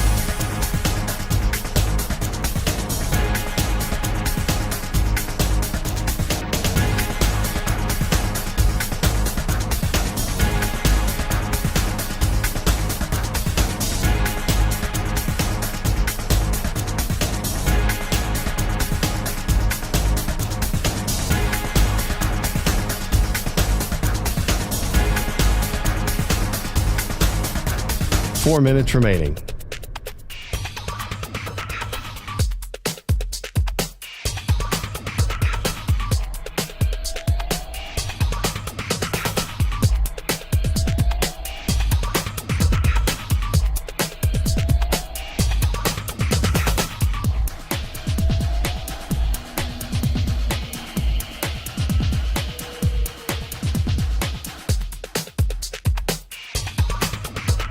Three minutes, 30 seconds remaining.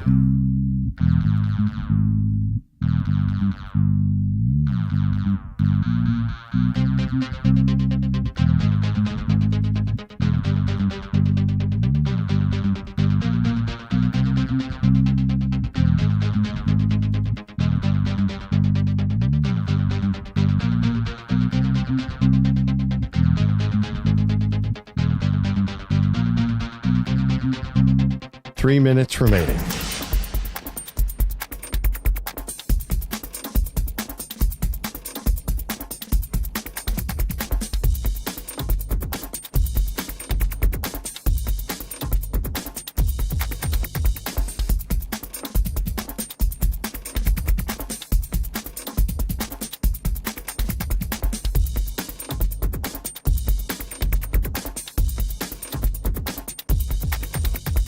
Two minutes, 30 seconds remaining.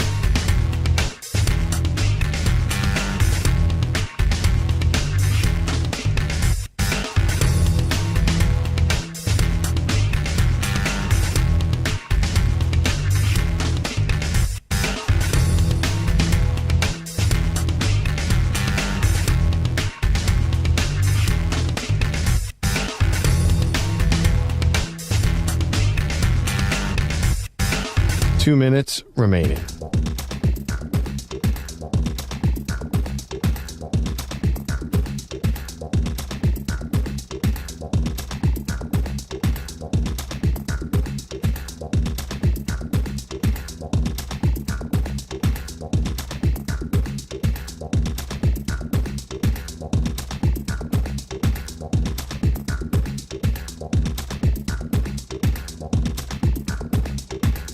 1 minute, 30 seconds remaining.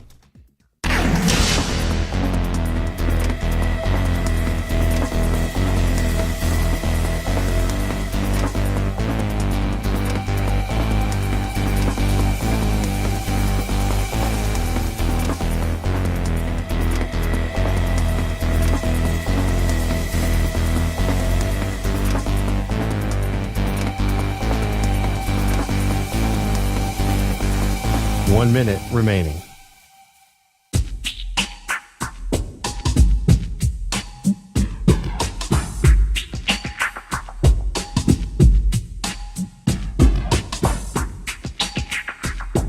$45 seconds remaining.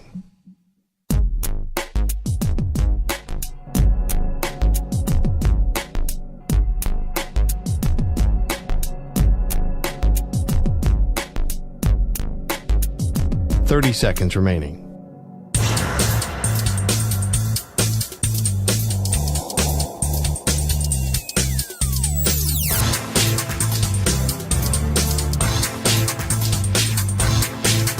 $15 seconds.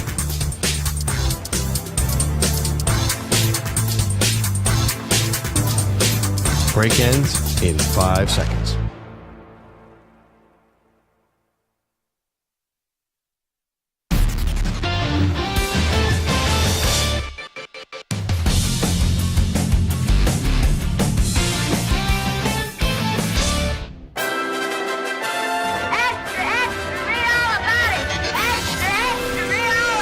Time for your daily news brief. We get you caught up on the rumors, reports, and reconnaissance from the day in sports. So how about this surprise? Jonathan Taylor, out of nowhere, gets a 3-year contract extension with the Indianapolis Colts worth about $14 million a year. You know, there was some talk show host here on CBS Sports Radio that went after the Colts and said it's ridiculous what they're doing to Jonathan Taylor, and they should offer him about $14 million a year. I said over 4 years, and I threw the guarantee anywhere between $26 to $28 million. You know, this mess, if Jim Irsay just listened to me, could have all been avoided. Because it's really about the guaranteed money. And where the guaranteed money was, this is basically like a 2-year deal, regardless of what the years are, where you look at the value of what Jonathan Taylor brings to a football team. So this deal is over. This problem is over. Now Jonathan Taylor off the pup, played with the Colts yesterday, didn't play well. But Jonathan Taylor was asked if this is a win for all running backs with his contract. This is a win for running backs as far as like where you all are viewed, the value you all have, people saying you're replaceable, things like that. I definitely think it is. Anytime a running back can go out there and perform, but also have some security, it just shows that running backs are essential. I mean, you guys saw today, Zach Moss, like just being able to lean on him in order to come out with the win. Jonathan Taylor. You were so close to just given the company line here for running backs. And then you go, oh, just look at Zach Moss. Running backs are essential. That's why owners don't want to pay you. Because if you look at the teams that have won Super Bowls the last decade, every team but the Seattle Seahawks have been running back by committee. You know, you can't even really name some of the running backs that won with Philadelphia or with New England, or you go around Tampa Bay, Kansas City. It's running back by committee. So when you say, yeah, just look how essential running backs are, Zach Moss, that takes away from your importance, even though you're being a good teammate there. Zach Moss yesterday had 23 carries for 165 yards and 2 touchdowns. A guy like Zach Moss shows you why you don't have to overcompensate a running back. It just depends on the position you're in. And for Jonathan Taylor, when you think of the Colts, that's the first guy that you think of. The Colts needed to pay Jonathan Taylor, and it made a lot of sense to pay Jonathan Taylor because he's still young. And once again, you could dress up these contracts with guaranteed money and just throw years on them. And it doesn't really matter what the years are. It only matters what the guaranteed money is. And for 2 years, where the guaranteed money is, I'm okay to risk giving Jonathan Taylor another year because I could get out of it after 2 years and be fine with only paying him about $14 million a year through the first 2 years of the contract. Let's listen up to Bill Belichick. So that's what I like to do. I don't listen to Bill Belichick press conferences anymore because I've heard so much of Bill Belichick where I think I know how Bill Belichick operates. So he was asked, what do they do now? I think he will answer the question like this. We'll go back and we'll study the tape and everyone's got to be better, and we got to do our job, and it starts with me on the football field, and we didn't do anything well, and we just got to get better. We just got to get better. We just got to get better. Let's hear from Bill Belichick. Let's see if I got it right. And just plain and simply, we got to find a way to play and coach better than that. And so that's what we're going to do. Start all over and get back on a better track than we're on right now. What does that entail, starting over? Starting over. You can never get a good follow-up question on Bill Belichick, because whatever he says, whatever the follow-up question is, which is a fair follow-up, like, what do you need to get better at? Like, what do you need to start over? How do you do that? He'll just say, we just got to get better. And, starting over. We just got to start over. Start over. Come on, Stu. Just start over. Starting over. Here is Dak Prescott admitting that the Cowboys got punched in the mouth last night. Yeah, I guess that's a good word in a sense. Didn't see it coming. As you said, put everything into this and got punched in the mouth. Called a couple of weeks ago humbling against Arizona. But this may be the most humbling game I've ever been a part of. Felt good about the preparation, felt good about everything, honestly, coming into this game, matchups, and they beat us in every aspect. So this loss is actually worse than the Arizona loss. And I know that you could sit back and go, oh, whoa, Arizona stinks. The 49ers are maybe the best team in the NFL. Games like that with superior teams against the Cardinals who are inferior happen, where you don't get up for the game. But the Cowboy fan was naive enough to think that this could be their year.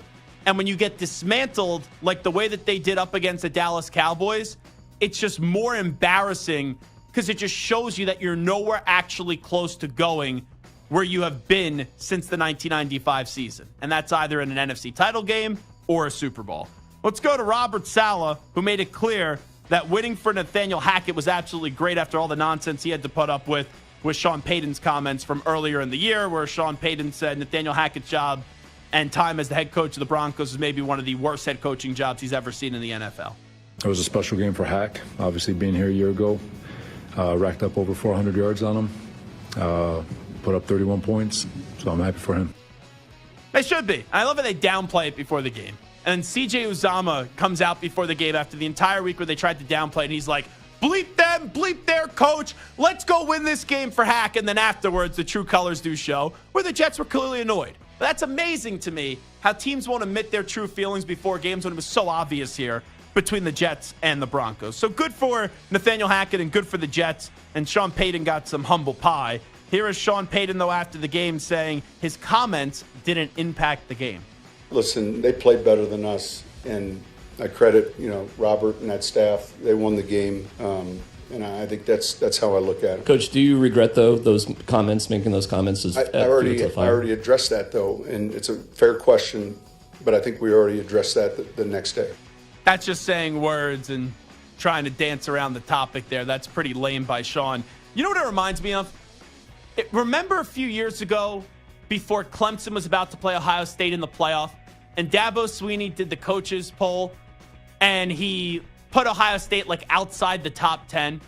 Now, it's not the reason why Ohio State won the game, but it provides a little extra fuel to the fire there, and a necessary fuel to the fire that gets other players, that are on the receiving end of those comments, just a little extra jacked up for the football game. Here is Stephon Diggs on his blow-up on the sideline when the Buffalo Bills were losing to the Jacksonville Jaguars in London. I went on the field and I was just, echoing sense of urgency, get out of the huddle. Let's have that mindset. We have it in practice and we try to build off of it in the game. It's supposed to be easier. You work hard in practice and it's the carryover. It's supposed to be, all right, you go have fun now. Here's the concerning part about that, though. A week ago, you saw Stephon Diggs be happy, go for 3 touchdowns, and the Bills blow out the Dolphins. Then a week later, right after all that positive momentum, the entire team doesn't show up, and I expect him to be frustrated, but Stephon Diggs gets treated differently with how ugly it was before the start of the season. That's still something that I'm monitoring, and it's really on a week-to-week basis where I don't know what mood Stephon Diggs is going to show up in. And when does it eventually impact the team in a horrible way or in a bad way and it becomes a detriment? We all know Diggs is one of the better receivers in the league and he's essential for Buffalo. I understand on the sidelines things happen that we sometimes make a bigger deal than what it is, but it was the Bills who made a bigger deal than what this needed to be before the start of the season when Diggs, Josh Allen, and also Sean McDermott got into it right at the start of mandatory minicamp. All right, and finally, here is PJ Fleck, the coach of Minnesota. I'd like to thank, I had a free bet this weekend of $100, so I threw it all on Michigan, laying the 18.5 points. I wasn't confident with Mr. PJ Fleck rowing his boat against this great Michigan team, and PJ Fleck had nothing but praise for the Michigan Wolverines after their bad performance up against Michigan, his Minnesota team. They're as good as advertised. I think they're the best football team I've seen in 11 years being head coach. I've never seen a football team like that deep. They traveled 75 people and maybe played like 74 of them. They're one of the deepest teams, one of the best teams, one of the biggest teams, fastest teams, strongest teams, and they do not make mistakes. They are truly like a boa constrictor, and they do not beat themselves. Now, Michigan hasn't played anyone yet, but you can only play who's on your schedule that you do create. And you see the way that they've dominated the last 2 weeks. Michigan the last 2 years had the best offensive line in the country, and they still get better. Blake Corum and Donovan Edwards are sensational. Roman Wilson's really good. Colston Loveland's really good. As wide receivers, Cornelius Johnson. I think J.J. McCarthy's going to have a big season. And Sandstrom on the defensive end is a phenomenal player. Michigan will have 2 real games before they get in the college football playoff. That's against Ohio State and Penn State. And for Georgia, maybe their first real game is the SEC championship game. But you saw for Georgia, them just take it to Kentucky, who came off a big win where they dominated Florida. And Georgia didn't even make that a game against the Kentucky Wildcats, so they blew them right off the field. And you look at those two teams, you only go up against what is on your schedule. Georgia and Michigan, the 2 best teams in college football. We'll see when they go up against better opponents, though, how they do fare. That's a news brief. It is the Zach Gelb Show right here on CBS Sports Radio. Let me quickly go back to the phones, 855-212-4CBS, 855-212-4227. Let's go to Joel in Texas next up on CBS Sports Radio. Joel, what's happening? How are you doing today? Doing great. What do you got? Well, it's just Dallas just needs a new coach. I'm just sorry. Are you a Cowboys fan? Just wondering. Get along with McCarthy, and there's no creative, genius minds there. If you don't do what Jerry Jones say, that's why Dak cannot play the way he can play. That's why I guess McCarthy cannot coach the way he can coach, because they are controlled by Jerry Jones. Wait. Joel. Are you a Cowboys fan? Just wondering. I'm trying to be. So you are a Cowboys fan. I understand Jerry Jones. He brings it upon himself to make him an easy target, and ultimately he's responsible for the product on the field.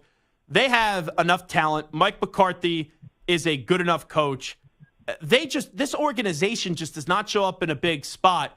I can't even pinpoint one specific area that I go, that is by far and away the biggest problem in that organization, because the quarterback's a definition of a good, not great quarterback. Tony Pollard was nowhere to be found in the game last night, and this defense just showed you, they could go dominate these inferior teams when they go up against a superior team. They're not as great as what we thought. The Cowboys are just stuck in being a good team, but not a great team. And last night was just an absolute joke where I can't even just pinpoint, it's more of this than that. The entire organization is just stuck in like 10, 11 wins, and they're not going to go anywhere close to a Super Bowl. Well, that's just called not preparing a good talent to play on the field against anyone. They're just not prepared. I'm just sorry to tell you that. I don't agree with you. Yes, they have talent, but you can have talent, but if you don't have the right leadership, it doesn't mean anything. Yeah, but then I could just easily argue that last year they were right in it against the 49ers, and then Dak just vomited and puked away that game. Did he not? Look at the last play they did against the game in the 49ers. That was a joke. That was an embarrassment. I would have fired McCarthy and Kellen. Last year? To call that kind of play at the end of the game. That's an embarrassment. Okay, but how about Dak fumbling the football and Dak throwing interceptions last year in the playoffs? Once Tony Pollard went down, Dak looked like he was an average quarterback at best in that postseason game. There's so many things that you could crush with the Cowboys after last night, or things that haven't gone right the last few years, but this team's won 12 games in back-to-back seasons. Ultimately, the franchise quarterback that's getting paid $40 million, he's got to go get the job done. I'm not pinpointing last night all on Dak, but the last 2 years, I know 2 years ago you could crush the play calling. Dak couldn't even get the ball snapped. And then the year after that, man, that defense did everything to try to go get a victory, and Dak just kept on giving the game back to the 49ers. Let's go to Gary in New York. He's next up on CBS Sports Radio. Gary, what's happening? All right, and first, hail Columbus! I'm a big Giant fan, and really disappointed about this team is working out. I didn't like, what I call him Brian the Bold One, kind of getting in Daniel Jones's face the last couple of weeks. I didn't like that at all. Why? The quarterback made dumb decisions. He made dumb decisions, but sometimes when the game speeds up to the point where the offensive line is no longer effective, why don't they just not use a Hail Columbus, go Buchanan, go Buchanan, go Buchanan. Yeah, Gary, man. You got to, if you're going to prank phone call like a radio show, you got to just have a better prank there. That's just horrible. It really is. It doesn't, I'm not laughing at your joke. I'm laughing at how poorly of a performance you had. The Giants' offensive line may perform better than Gary in New York. Right? That was just terrible, Gary. You look like you're the worst caller I've ever heard. Be a little bit better there, Gary, if you're going to prank phone call a radio show.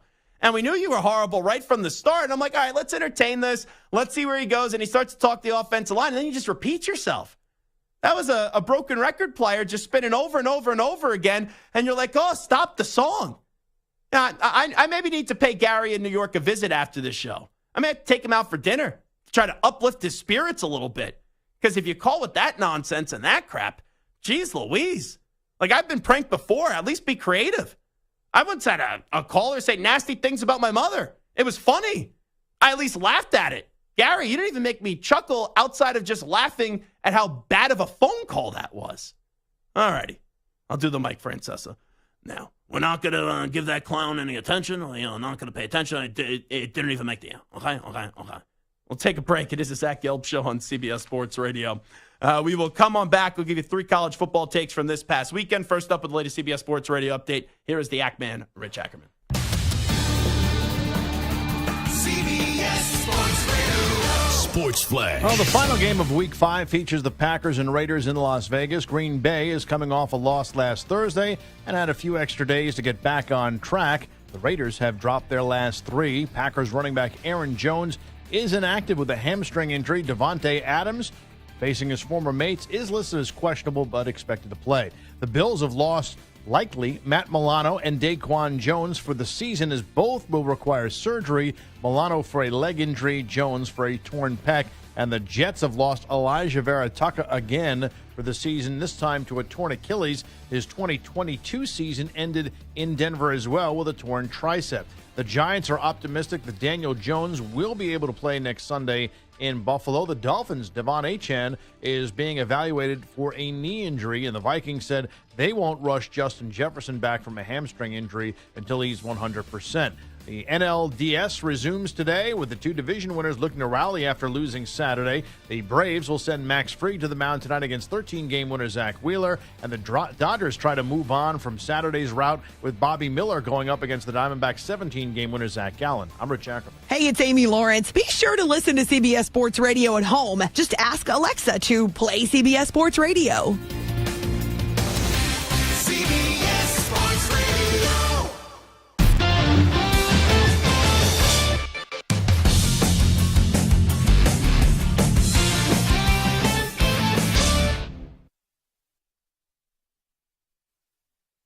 You're in a 5-minute break.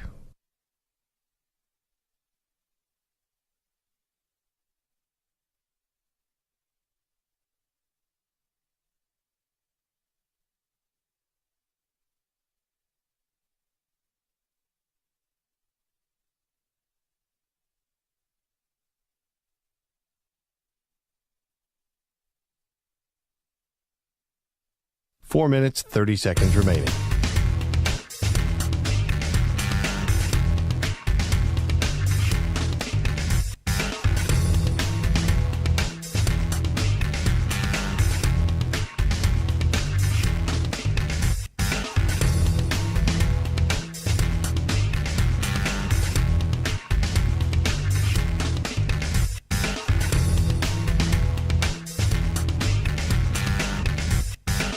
4 minutes remaining.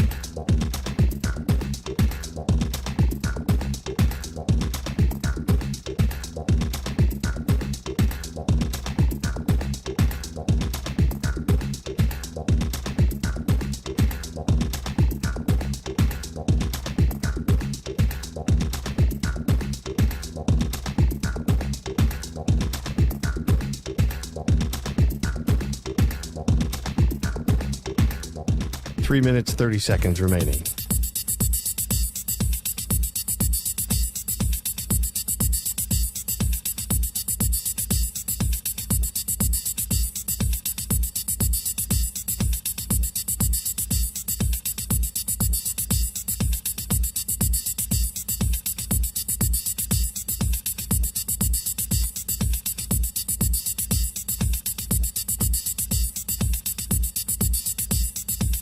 Three minutes remaining.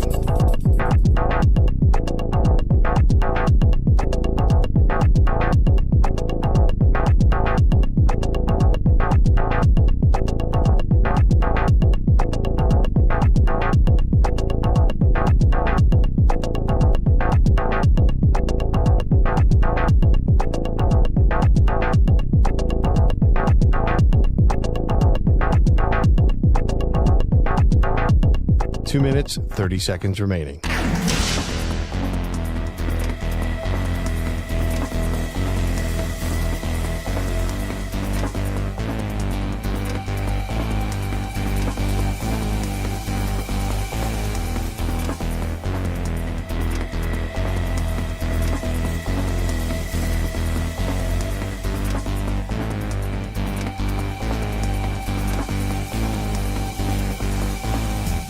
Two minutes remaining.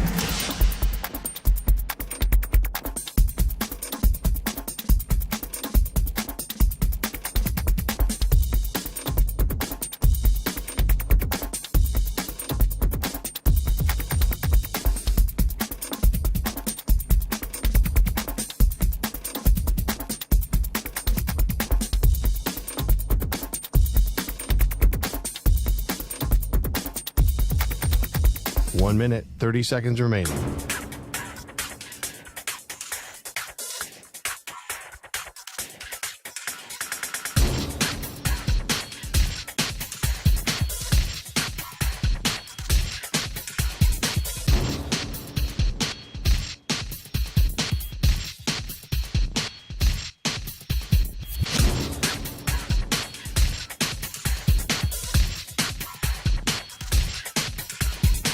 One minute remaining.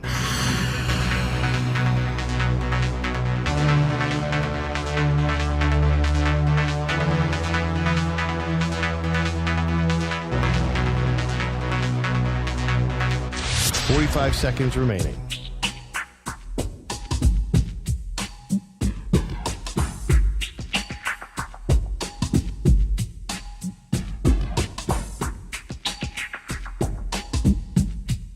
Thirty seconds remaining.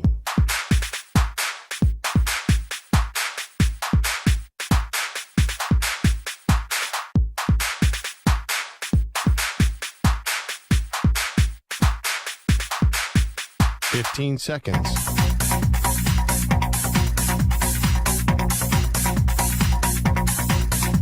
Break ends in 5 seconds.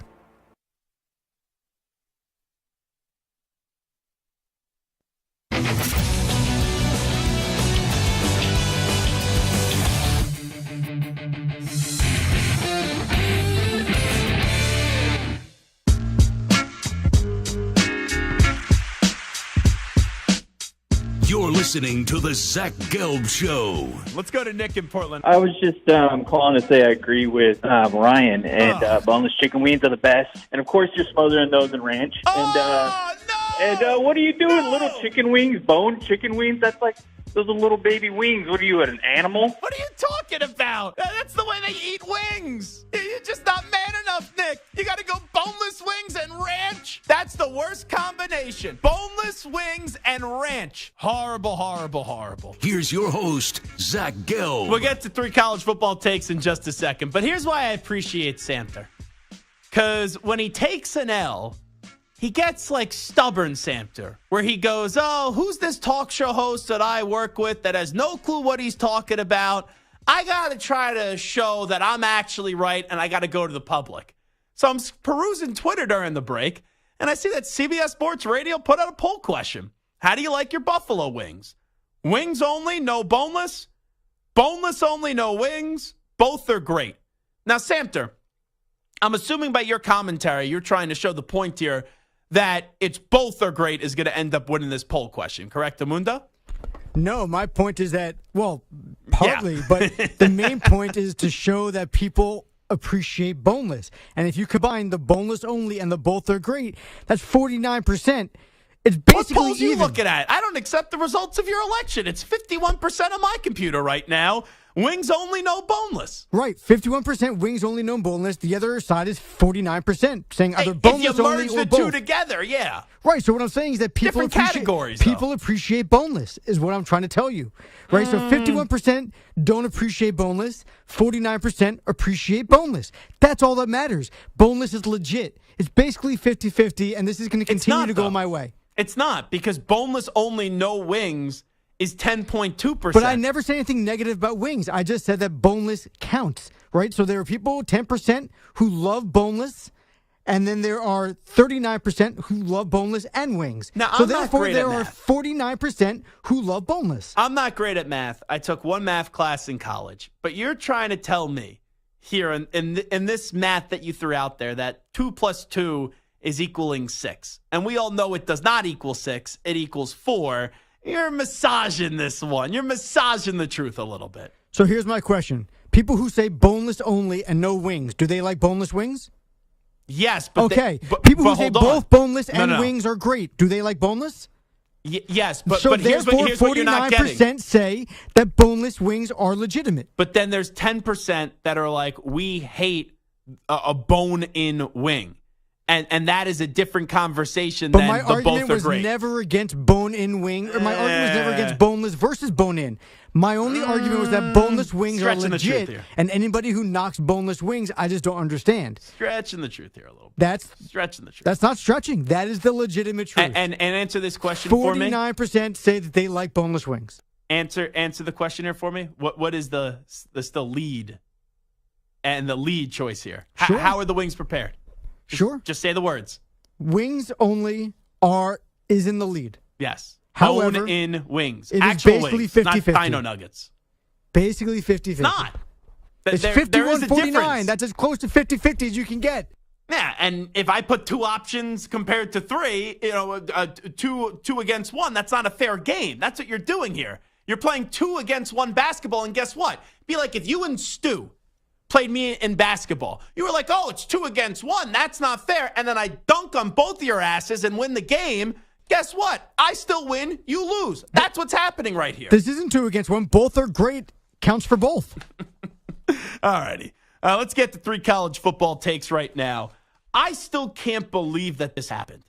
Now, Mario Cristobal, who I think is a good coach, or used to think he was a good coach, and I was a big fan of him, and I wanted him to coach Temple back in like 2012. He had this game won. It was over.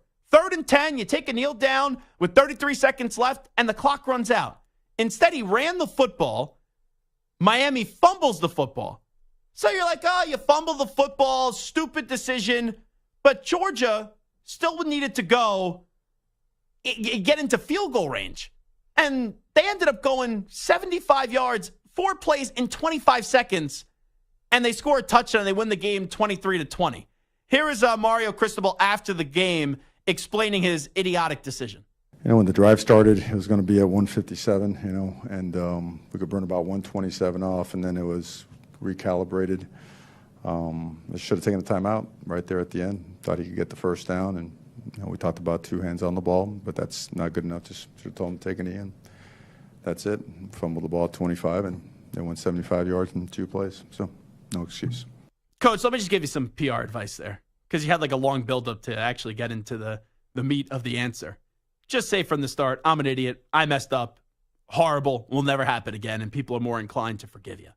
But I can't believe that he did that. What he did was he snatched defeat out of the jaws of victory. That game was over. That game was done. And that's a horrible loss for Miami against a bad Georgia Tech team who just brought in a new coach. Also, let's hear from Jimbo Fisher. This may be the dumbest thing I've heard all weekend. So it's 17-17. Momentum has shifted back to Alabama. It's 4th and 1, and they're at like the 45. And Jimbo Fisher said, yeah, I'm going to punt the football. Losing mentality. And Jimbo said, if it was 4th and inches, we probably would have gone for it. Here's Jimbo. We had it 3rd and 2, and then we went to it 4th and 1. I said, if it had wasn't a full yard inside the yard, I probably went. We just went. We didn't get it. So I said, listen, we can pin them back. Our punter does a great job. Unfortunately, that's the one he kicked just a little bit long. They got it at the 20, but it was a tie game. And I felt our defense had played great the whole time, and I thought we'd get the ball back and play. Jimbo Fisher is the most overrated coach in the country. Jimbo Fisher is John Gruden, where he won one championship, and then ever since then just continues to underachieve. And last year they went 5-7 with all that money that they spend to pay for players, which I'm fine with. And then this year you lose to Miami, where Miami just dominated you in the second half. Miami just lost to Georgia Tech, so that's not even a good win. And then you have Alabama on the ropes, a game that you're in control, and you got conservative. And then afterwards, you know that you were in the wrong, but you then have the jackassery response of, yeah, if it was 4th and inches, we probably would have gone for it, but 4th and 1, no. That's too long. Give me a break. That's horrible. Jimbo Fisher, he should be thanking that there's $70 million after this season attached to his contract that the university owes him either way, or else he probably would have already been fired. It's just how expensive the buyout is, why he keeps on getting an opportunity to be the head coach of the A&M Aggies. Texas A&M Aggies. Finally, Oklahoma. They made the biggest statement of the weekend. They beat Texas. Now you have Brent Venables, difference a year makes, where last year the defense was horrible. They were below 500. This year now, they're undefeated at 6-0. Dylan Gabriel has asserted himself into the Heisman Trophy conversation. Brent Venables asserted himself to Coach of the Year conversation. And you look at that Oklahoma schedule, where that game was back and forth between Oklahoma and Texas. And then it's looking like Texas is going to win the game. Then Sark got conservative. They settled for the field goal, and Oklahoma goes right down the field, just like how Georgia Tech went right down the field up against Miami. Tell me where Oklahoma's losing a game the rest of the regular season. They play UCF, they play Kansas, they play Oklahoma State, West Virginia, BYU, and TCU. They will be a favorite in every game the rest of the season, and they should get to the Big 12 championship game. They should win the Big 12, but you look at the take from yesterday, Venables and Dylan Gabriel are now in a conversation and on pace to win the highest awards in this country at their respective positions, Heisman Trophy for players, and then also you do have Brent Venables up for Coach of the Year. They'll both be finalists for those awards, and we'll see if they can get the job done. Coming on back, Zach Gelb Show, CBS Sports Radio. We'll do a little No Huddle Offense next.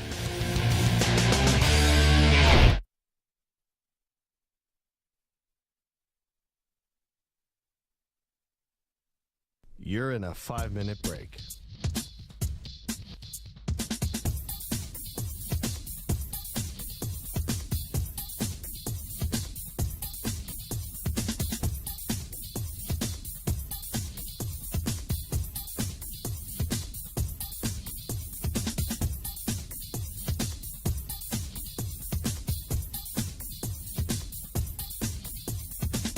Four minutes, 30 seconds remaining.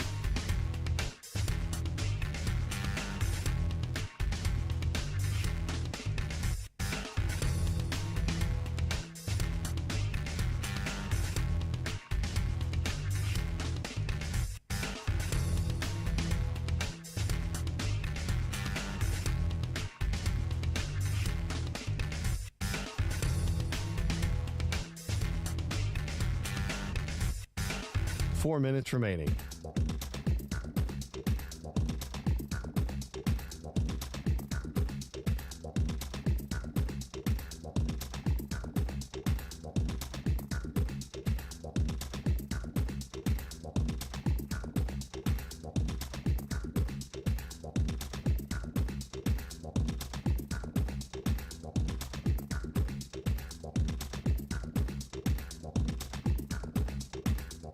Three minutes, 30 seconds remaining.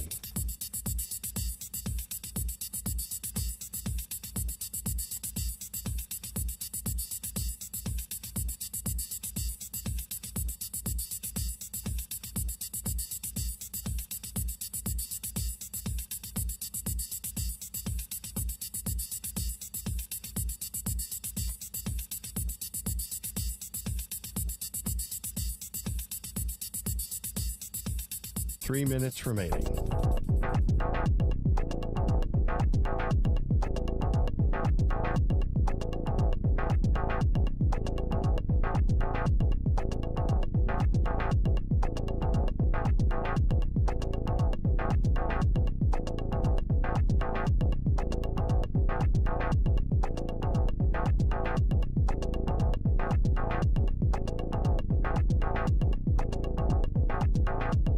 Two minutes, 30 seconds remaining.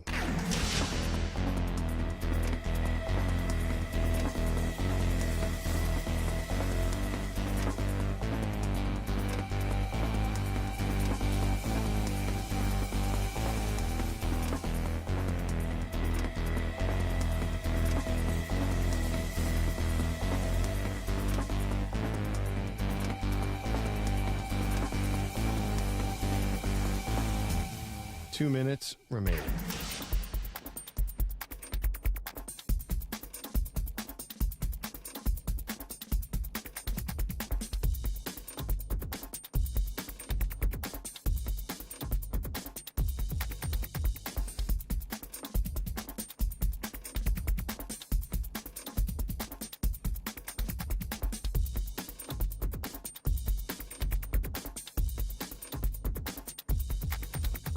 One minute, 30 seconds remaining.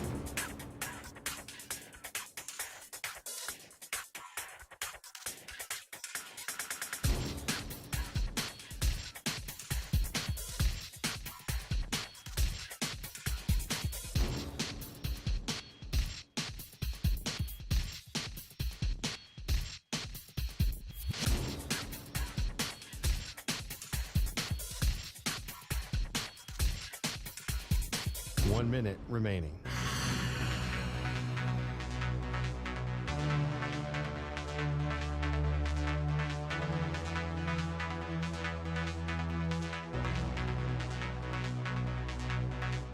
Forty-five seconds remaining.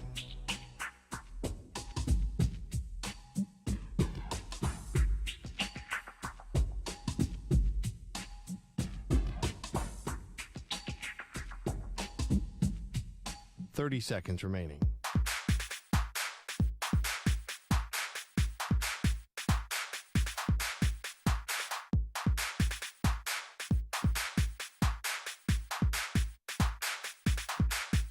Fifteen seconds.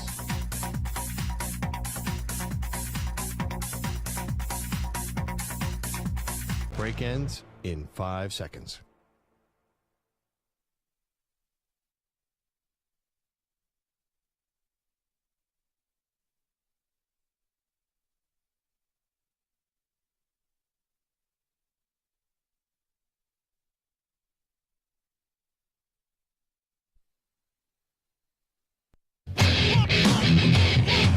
He's live. He's nationwide on CBS Sports Radio. This is the Zach Gelb Show.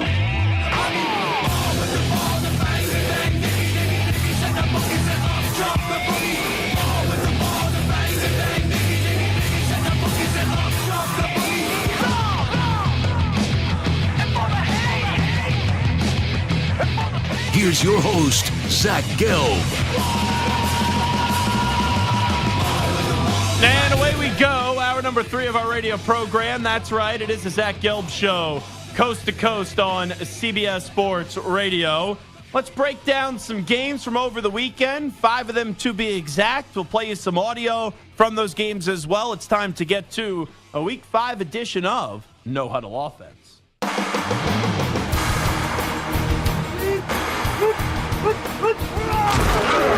Touchdowns, sacks, upsets, and last-minute heroics. Another NFL Sunday is in the books, and we've got you covered with the biggest plays and sound bites from another wild week in the National Football League. It's time for No Huddle Offense on the Zach Gelb Show. So I do Eye on Football each and every Sunday in the regular season on CBS Sports Radio. It's the 8-hour show. We take you from game to game, stadium to stadium around the country, and we have a ton of reaction. Jeff Hathorn is a wonderful man that is a reporter out there that covers the Steelers. He's our stringer. He's a reporter at the stadium. All throughout that game, Jeff and I were both saying it feels like the Ravens should be up by more. This game does not feel like it should be a game. And the Steelers defense continues to do what the Steelers defense does. TJ Watt's sensational, the best player in the league in terms of a defensive player, best defensive player in the league. Alex Highsmith continues to be an underrated player, even though he's paid like a really damn good player. He is a really damn good player. He was a walk-on at Charlotte, ended up becoming a third-round pick, and he just keeps on making play after play each and every Sunday. And we were watching the end of that game, and we were talking about that game. It's 10-8, and you're like, ooh, this game should not be 10-8, but the Ravens are driving. And the Ravens get the ball down to the 5-yard line, and it's 3rd and goal. Worst case, you're going to get a field goal, and you'll make it 13-8, but you should be able to get a touchdown and put this game away. When you started off 1st and goal at the 7, you're like, okay, put the game away, go win the game, and that will be it. But then Joey Porter Jr. was able to capitalize on a mistake by Lamar Jackson. Let's listen up to this interception. Lamar in the gun. He throws a pass for the end zone. Intercepted! Joey Porter Jr. took it away from the Baltimore receiver. Oh, BJ, how about that? How about that? You got Ghosts of Steelers. Great pass. That's courtesy of the Steelers radio network. I love that call. I love when the color analyst just loses his mind. Not Zolak level, but pretty damn good. Here's what I'll say about that. I know mistakes happen. I know Lamar Jackson is a heck of a quarterback. Up until this performance, he was right in the MVP conversation. He was gaining a lot of momentum. But when you're paid the amount of money Lamar Jackson is, you just can't allow that ball to be intercepted in game-changing moments when you're about to put the game away. Now, it's one thing when the interception occurs. It's another thing for the Steelers to capitalize. The Steelers did that after their offense did nothing the entirety of the game. When it mattered the most, on 2nd and 9 at Baltimore's 41, Kenny Pickett finally made a play, and this time it was to his best offensive playmaker in George Pickens. Here's a shotgun snap, blitz. He's back, he throws it down the near sideline. Pickens has it! Pittsburgh Steelers touchdown! Pickett to Pickens, 41 yards, and you have to be here. It's a go route, and go he did. That's as sweet as my Aunt Nellie's blueberry pie, baby! A little love for Aunt Nellie's blueberry pie. Gotta love it once again in the Steelers radio network. But that only made it 14-10. Then the Ravens fumbled the football. Great defense by the Steelers. And the Steelers had to settle for a field goal. Lamar got another chance. They ran out of time. And they lose the game 17-10. That's basically like Miami football this weekend, where you had the game won, and then you just projectile vomited. And the biggest takeaway from this game is the Ravens just can't be trusted as a Super Bowl contender. The Ravens actually may be like the Dallas Cowboys of the AFC, where you know they have a lot of talent. You know that they're always going to be a good competitive team. But when you get into these big games, or you get into games that even you're viewed to win, you find a way to somehow mess it up. And the Ravens are stuck in that good, not great mode. And I know the Steelers have fantastic defense, but I just still don't know what the identity of the Ravens offense is. They wanted to throw the ball more with Monken coming in, but even with how unbelievable the Steelers defense is, you could only put up a measly 10 points in the game, and you were 5 yards out from putting this game away. You're that highly compensated quarterback. You got to make sure you don't throw an interception. All right, let's go out to the desert. Bengals and Cardinals. Remember when Jamar Chase last week said he was always bleeping open and he hadn't have a touchdown in the season? Well, he got 3 of them yesterday. Let's listen up to the second one of the day. Here was a 63-yard snag by Jamar Chase. Burrow will fake to Mixon. He's going to fling it deep downfield for Jamar Chase. Come on, Jamar. He catches it at the 10 baby. And takes it into the end zone. Touchdown! Bengals, 63 yards. The magic is back as Burrow throws it deep and Chase takes it into the end zone for the long touchdown. That game was close. They needed to win that game, Cincinnati. That courtesy of Bengals radio. And Jamar Chase was awesome. 15 catches for 192 yards and 3 touchdowns. Burrow, 317 yards, 3 touchdowns, and a pick. But now at 2-3, the questions are going to pop up.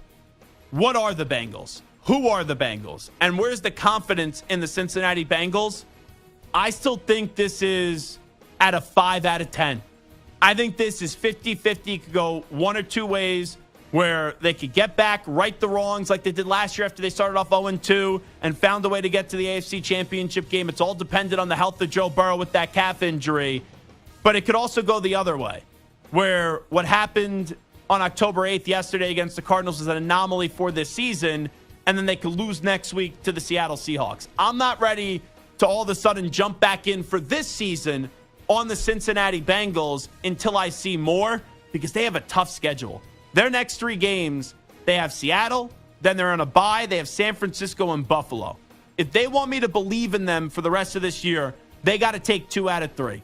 They got to beat Seattle, get to 3-3, and then split with either San Francisco or the Buffalo Bills. Let's go Chiefs at the Vikings. This one almost became disastrous for the Kansas City Chiefs because we talked about it with Kansas City. As long as you have 15-87, you're always going to be in games and you're always going to be one of the more feared teams in the NFL, regardless of what else you have on your roster. And right before the end of half, Travis Kelce goes down, wasn't even touched, non-contact injury, walks over to the sideline gingerly, throws his helmet down in frustration, is getting trailed by security guards and medical staff as they go into the locker room. And then out of nowhere to start the second half, I don't know what happened. All he did was have a taped ankle, and he's on the sideline, and the report is he got cleared, or he got cleared to return, but it was up to Andy Reid if they're going to put him back in the game. And then Travis Kelce gets back in the game, and he scores this touchdown. Mahomes in the shotgun, right foot in front of the left. They look to Kelce, near side, he makes the catch and rolls into the end zone off the right shoulder. And he flips the ball in the air. Touchdown! Kansas City! And the Chiefs have that coveted 2-possession second half lead. That's courtesy of the Chiefs Radio Network. You had Justin Jefferson lead the game with a hamstring injury, was on the sideline on the Vikings' final drive with the towel over his head. Then he cost me on my parlay as I had a Jalen Waddle anytime touchdown, which hit, parlayed with Justin Jefferson getting in the end zone. Jefferson could not get into the end zone yesterday. But I look at Kansas City. My takeaway from this one, even though it wasn't a pretty game, is you look through 5 weeks of the season. I know we still have one more game with the Packers and the Raiders, but the Raiders aren't a contender in the AFC. We've not seen anyone really take the baton and consistently run with it without any speed bumps in the AFC. The Dolphins, they look like they were there, but then that blowout loss to the Bills means something. Buffalo, right, they take care of Miami, but then all of a sudden with the Buffalo Bills, they get beat by the Jaguars in London. Jacksonville's been up and down as well. No one can be trusted in the AFC North. And you look at the AFC West, it's Kansas City than everybody else. And you look at the AFC, you could have other teams that are tugging on Superman's cape, but until someone rips off the cape and wears it themselves, I'm still going to view the Chiefs as the team to beat in the AFC, because there's a lot of questions through the first 5 weeks of the season in the AFC. And usually when there's a lot of questions, the best connection in football, 15-87, they find a way to beat up on everybody else in the AFC. Let's go to Sunday Night Football on NBC. It was the Cowboys and 49ers. We could have stopped this game after George Kittle's touchdown, because it meant nothing. Waits, gets the snap, turns, hands it off to McCaffrey, going to flip it to Samuel, back to Purdy, looking deep down the right side, throws, Kittle wide open, at the 20, to the 10, to the 5, end zone, touchdown 49ers. Second of the game for George Kittle, 38 yards, 13-0 San Francisco, early in the second quarter. This place is going nuts. Kittle goes on to have 3 catches in the game for 67 yards and 3 touchdowns. You know, I didn't even realize that. Kittle only had 3 catches in the game. I knew he had 3 touchdowns. I bet him last night, anytime touchdown, plus 240. But that is the most hilarious stat from this game. Through all the madness, that is so Cowboy-like that a player only gets 3 catches, and they're all touchdowns in this one. Dak Prescott had 3 interceptions in the game. But after that touchdown, the second one for Kittle that made it 14-0, how they toyed with this great Cowboys defense and tossed the ball to like 7 different players before it did go to Kittle, that's when Mike McCarthy, Jerry Jones should have just thrown the towel in on this one. And you know what, guys? I don't know if you realize this during the game. Whenever the Cowboys are winning, they always show Jerry Jones jumping up and down in his luxury box. Usually Chris Christie's there in that ugly orange sweater, and he's jumping up and down, and Jerry and Chris are having some good moments. I didn't see much of sad Jerry Jones last night on NBC. Now, I was on my couch and I was in like a little bit of a fog coming off the 8 hours of Ion football, and it was kind of background noise because that game was so horrible. But I didn't see much of Jerry Jones and sad Jerry Jones. And I always say this to networks, whether it's CBS, whether it's NBC, whether it's Fox, Amazon Prime. If you have Jerry Jones, you got to show him win or loss. And that was an embarrassing performance last night by the Cowboys. And it just shows you death, taxes, big game, the Cowboys don't show up. And it's the same thing ever since they've won the Super Bowl their last time in 1995. This team's a good team. They're not a great team. And this loss is so bad because we know the 49ers are an elite team. And it wasn't as if you could I don't like moral victories. I'm not a moral victory guy. But if you lost 27-24, maybe it's one of those things. Okay, we'll see them in the rematch in the postseason. But I could forget about, I know we'll talk about the Cowboys because that's what we do. But pretty much in terms of taking the Cowboys seriously, you can forget about them for the rest of the season. Because until they find a way, because they won't have a bye this year, until they find a way to win 3 straight games and they're in the Super Bowl, I just won't believe that's going to ever happen in my lifetime. And finally, Saints at the Patriots. Man, I don't turn off the game when it revolves my own team because I have to sit there through the good times and I have to sit there through the bad times. I did not have confidence going into this one. I don't have confidence going into this Patriots season. But when Mac Jones threw another pick 6 after the disaster of last week, and I see this stat that Tom Brady at Gillette Stadium only had 4 pick 6s in his career. Mac Jones already had 4 in his 3 years, and we're not even 3 full years in to his NFL career.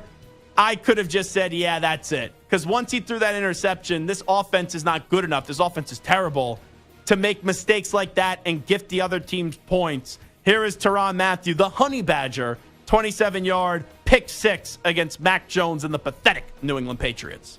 Takes the snap out of the shotgun. Saints bring 4. And Carl Granderson, the ball's picked off. That's Tyrann Mathieu, 15, 10. He will walk into the end zone. Pick 6 for the Saints.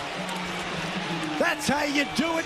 Don't wait on your offense. Let the defense do it. That is the 3rd pick 6 for Mac Jones, and this is week 5. That's courtesy of the Saints Radio Network, and you heard the Boo Birds at Gillette Stadium.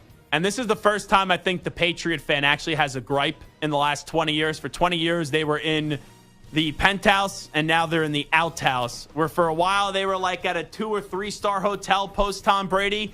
Now we are at a 1-star hotel. I don't even know if we could call this a 1-star hotel. And I don't want to see any more victories the rest of the year. Be as bad as possible. Go get Caleb Williams.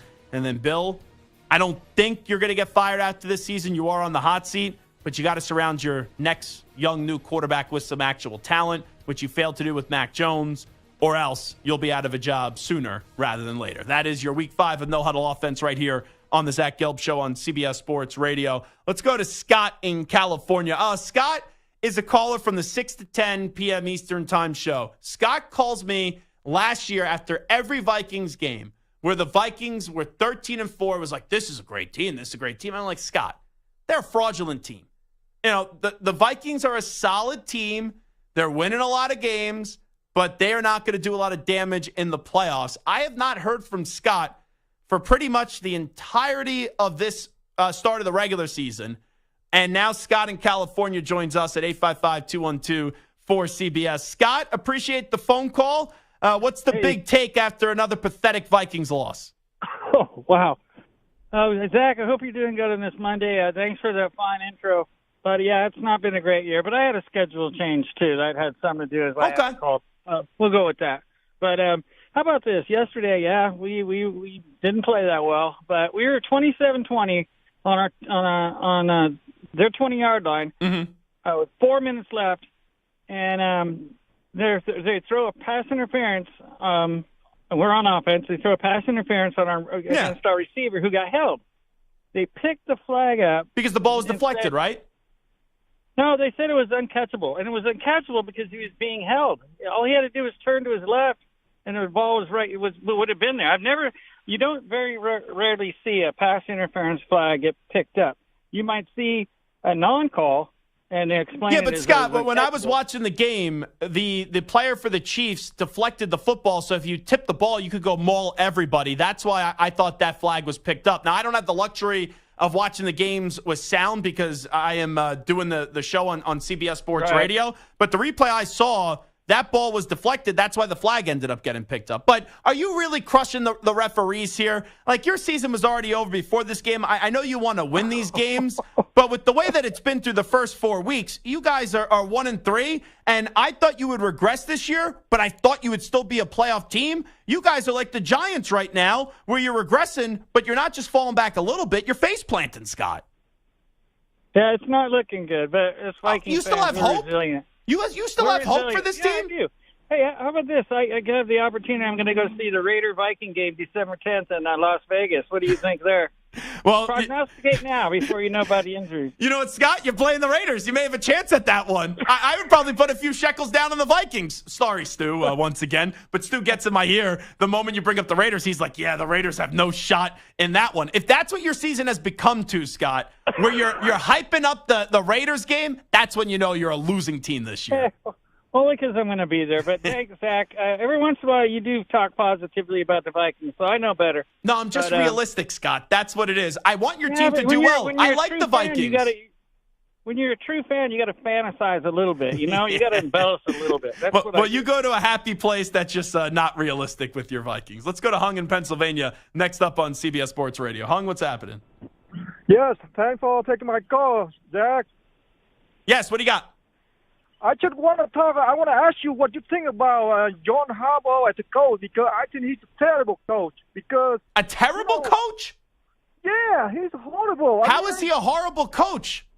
Because, like last year, how did you had a little Tyler Huntley do a quarterback sneak, and you didn't give the ball to Gus Edwards? Yeah, but Hung, the fact that they were even in that game with Tyler Huntley against the Bengals, who were in the Super Bowl the year before and then went to the AFC title game, that's a good coaching job by Harbaugh, even though I didn't like that Huntley tried to be Air Huntley there from the 2-yard line.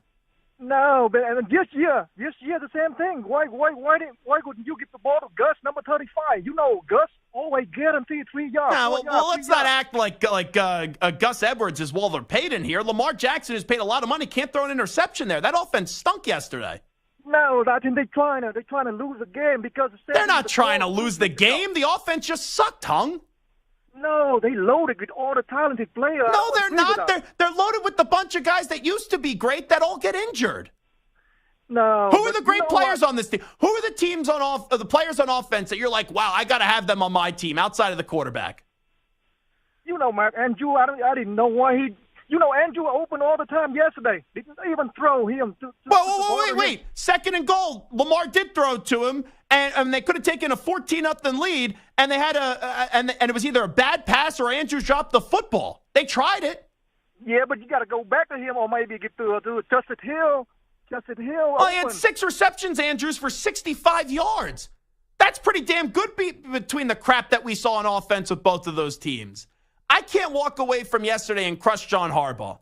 I walk away from yesterday and I say, you pay that quarterback all that money. And I like Lamar Jackson. I've been the biggest fan of Lamar Jackson here on CBS Sports Radio. I told you when you had, what was that dope, Bill Polian saying he should go to running back or wide receiver at the combine. I said that was the most ridiculous thing I've ever heard. But your heavily compensated quarterback can't turn the ball over. When you're 1st and goal at the 7, you end up throwing a pick. 3rd and goal. He had so many opportunities there. And Bateman's got to catch the football, too. It's not all on Lamar. But that offense just isn't good. It's not. And everyone got all pumped up about the Ravens because they brought Odell Beckham Jr. in this year, who's always hurt. And it stinks what happened to J.K. Dobbins, but now he always gets hurt, too. So stop. I can't crush Harbaugh yesterday. I can't. That offense just stunk. All righty, we'll come on back. It is Zach Gelb Show on CBS Sports Radio.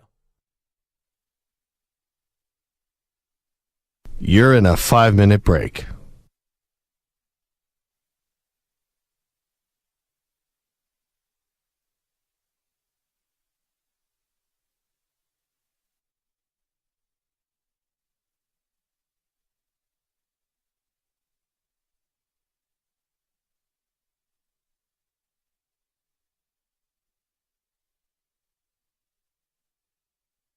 Four minutes, 30 seconds remaining.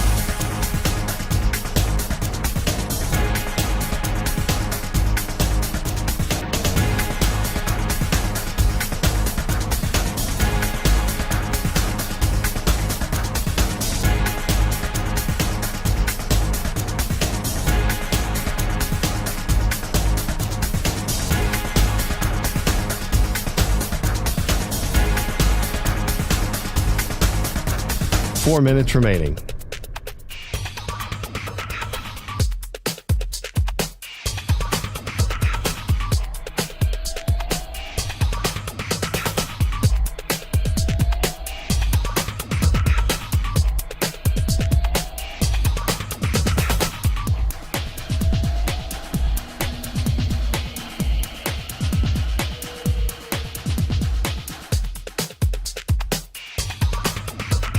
Three minutes, 30 seconds remaining.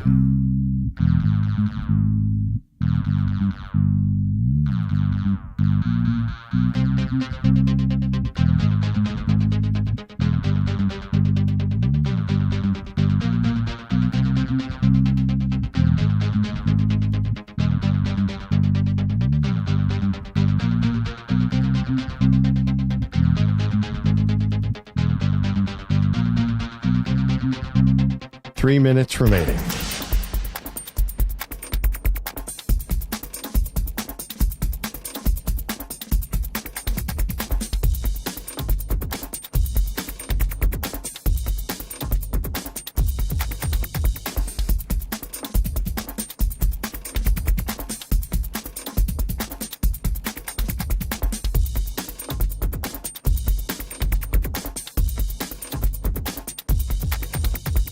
Two minutes, 30 seconds remaining.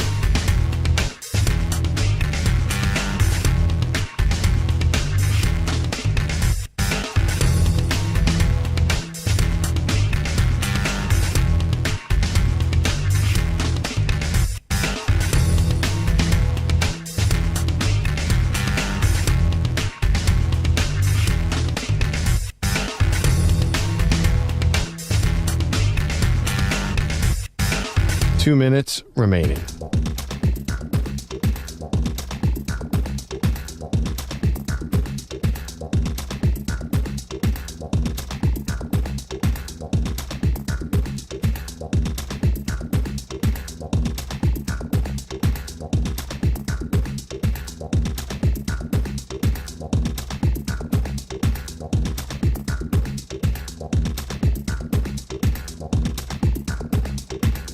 One minute, 30 seconds remaining.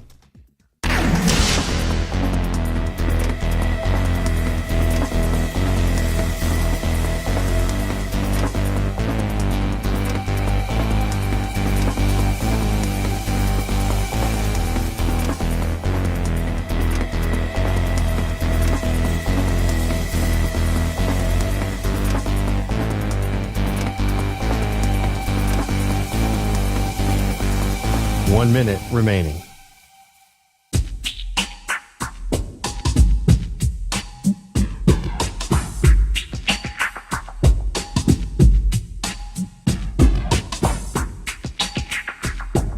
Forty-five seconds remaining.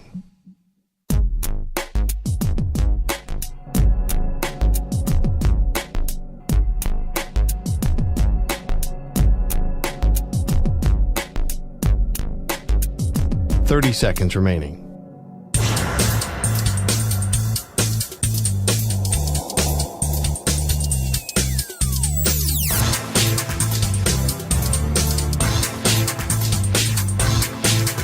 Fifteen seconds.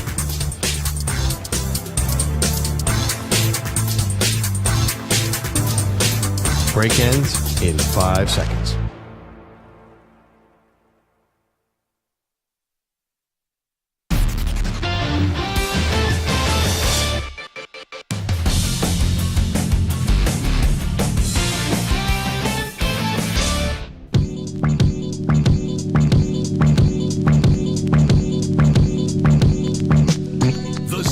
Gelb Show is on the air across the nation on CBS Sports Radio. Zach, thanks for taking my call. I have to admit you are the best there is at what you do, and that's why I'm calling to ask your opinion about this. Here's Zach Gelb. You can stream the NFL on Westwood One for free, sponsored by AutoZone all season long. You can listen to every Westwood One broadcast of the NFL live on the NFL app by asking Alexa to open Westwood One Sports, or on the Odyssey app.